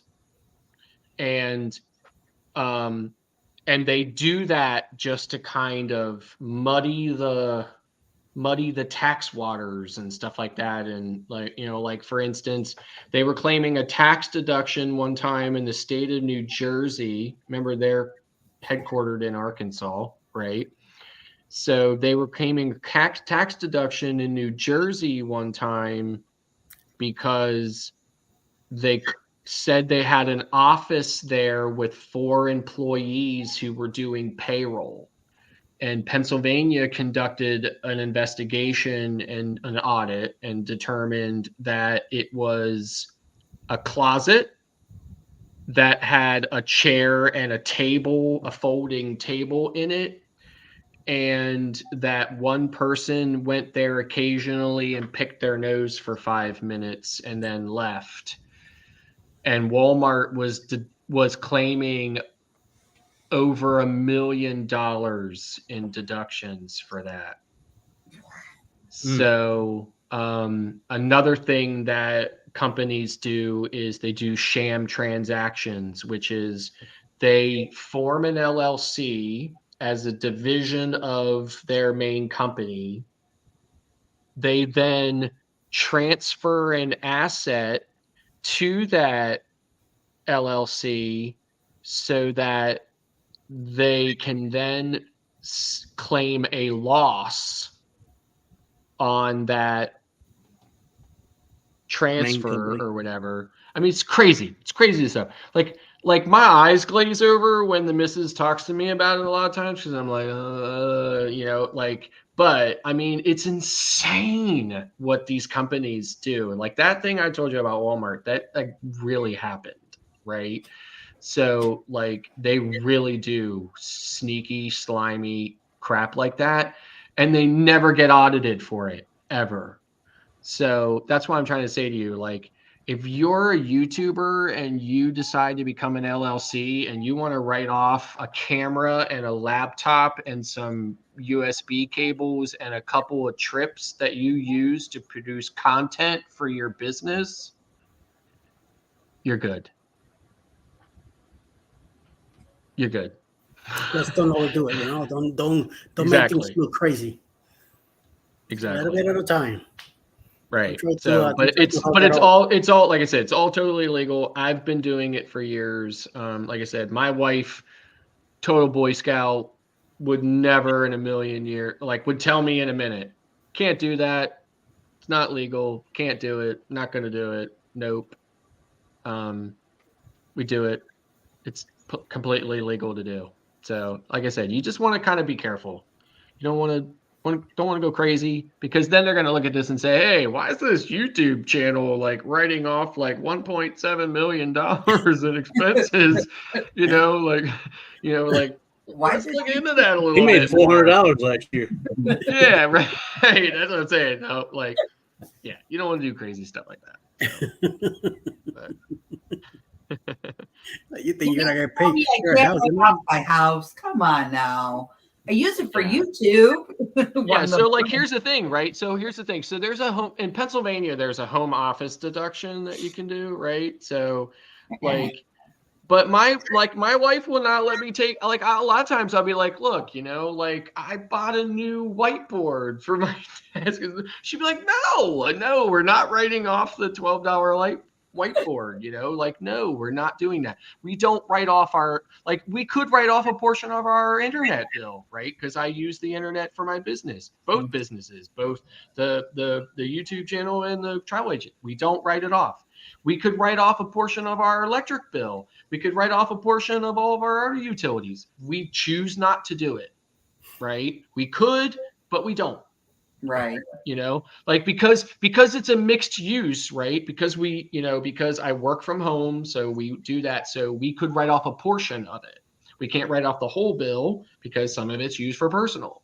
My son, who takes an hour and a half shower twice a day, we could write that stuff off. We don't. So, but we could if we wanted to, but we just choose not to. So again, it's like one of those things where we just are not trying to poke the bear too much with it. Right. So, Just because it's there, it doesn't mean it's for all the taking. Yeah, I mean it's completely legitimate if we did it. Completely allowed. It's there. We can totally do it, but we just choose not to. So, see, when I moved down back in April last year, I went to a local bank here, Choice Bank, which is new, and I did my account and everything, my checking account, and that's where I have my disability check going. So I did talk to her about I'm getting to the YouTube business, and eventually I'm gonna need an account for the business. And she goes, "Yes, when that time comes, come back here and we'll sit down and talk about it." So at least I got the ground taken. Yeah. So I mean, it's simple. I mean, like when you file for your, LLC, you get an article of incorporation from your Department of State, and then you use that. Okay. You just go to the IRS's website, irs.gov, and you don't even have to upload any of that, right? You just go to irs.gov and say, "Listen, I formed an LLC." Okay. You fill out the form for getting an EIN. You get the EIN immediately from the IRS, like immediately. Boom, produces it. There's your number. You can download the PDF of it. You print that out. You print out your article of incorporation you get from your Department of State, and you go to the bank and you open the business checking account. That simple. End of story. You can even open it with $0, if you want it. I mean, most banks will allow you to open it for 0, So I bank with Truist actually also. So Okay. now I banked with a different bank before it was Truist, but Yeah. Truist bought them. So Yeah. so I bank with them as well. So Nate's being a smart ass. My our bank in New York was TD Bank, and we still have an open account there. Because when we moved down, I know that we kept it since we could use it anywhere. Right. But Yeah. I did open a different bank here just to be safe side, having somebody local, Right. because I couldn't use my debit card from New York at any of the machines here on the ATM. Gotcha. So I wanted to have a local cards that I could use. So Yeah. good and done. Yeah. So but I mean, like, it's that simple. I mean, like you said, you file it. I went to a website or something called like LLC for free or something like that or whatever, right? Because some companies will charge you a fee on top of whatever the state charges for you to file for your LLC. But there's other companies out there that'll just do it for free. So now they offer some additional services like anything else. So you just kind of, so through the process of you doing it, like they're like, hey, you do this or whatever for an extra fee. Just no, till you get to the end, right? And then the only thing they charge you is the filing fee for your state. Mine's $125. So you pay that, boom, they do all the work for you. And then you get your articles of incorporation from your state, depending on how slow your state is, right? I think it might have taken 2-3 weeks for me or something like that or whatever. As soon as I got that, went to irs.gov, filled it out, got the EIN immediately, printed that out, called the bank, made an appointment, went straight to the bank, went in there, gave them two things. I think I gave them $100 or something like that or whatever at the time. Open, done, done that fast. So, well, Scott, I really appreciate all this info you've been giving us.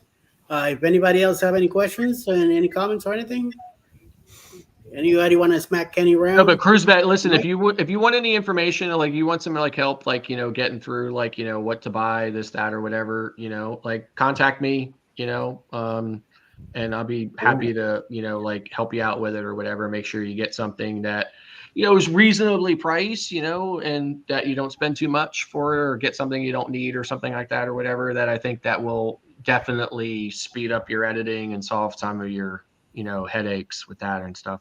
So I appreciate it. I might do the same. Absolutely. Yeah, absolutely. Let me know. Just, don't worry. I'm going to get Sergeant over there on it. So he gets in touch with you about it. Okay. So he could learn from you, and then I'm going to learn from him. So. All right. Well, listen. Thanks again, Eddie, for letting me hijack your live stream again. Like, oh my God. So I should start doing my own live streams because I'm so overbearing. No. But, you keep coming to me, all right? I got no problem.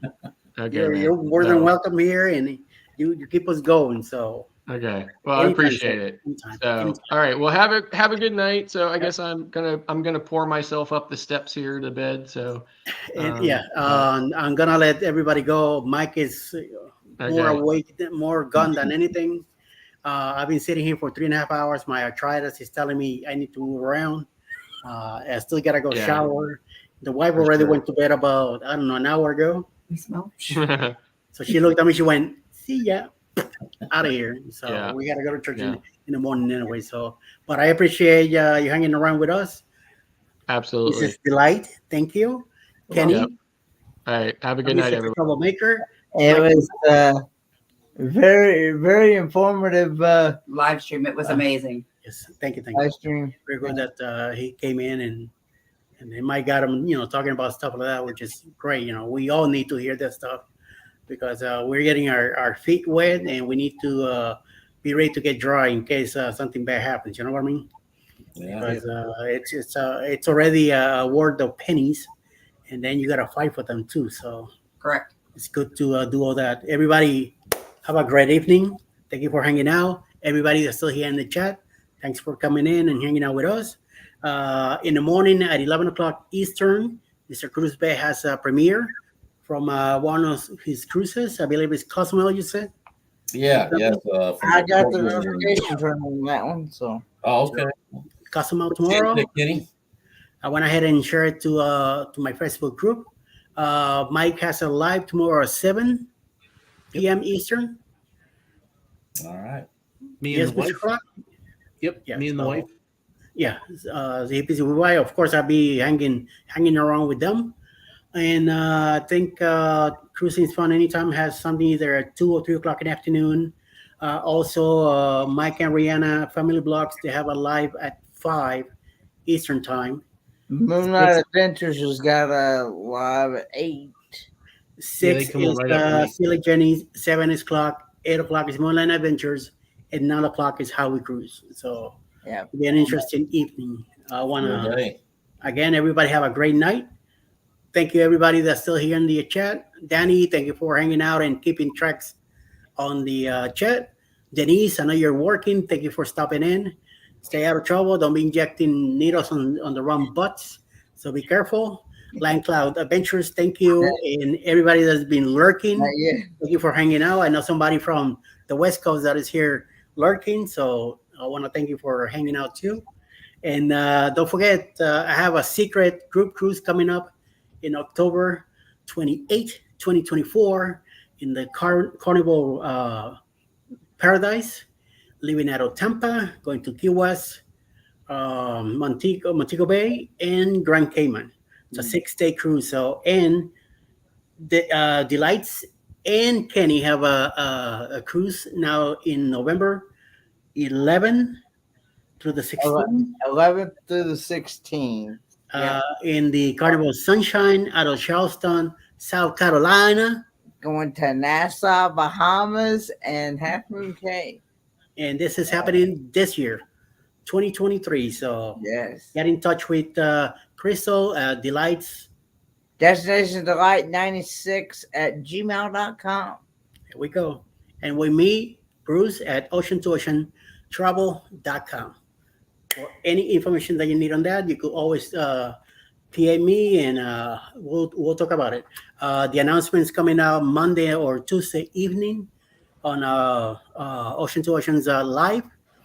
And I'm going to be setting up a Facebook group for it, and it should be fun. So cabins are already, the group that we took, it's already put away. So we're gonna get more cabins coming with it. So very good. Everybody enjoy your evening. Thank you very much again.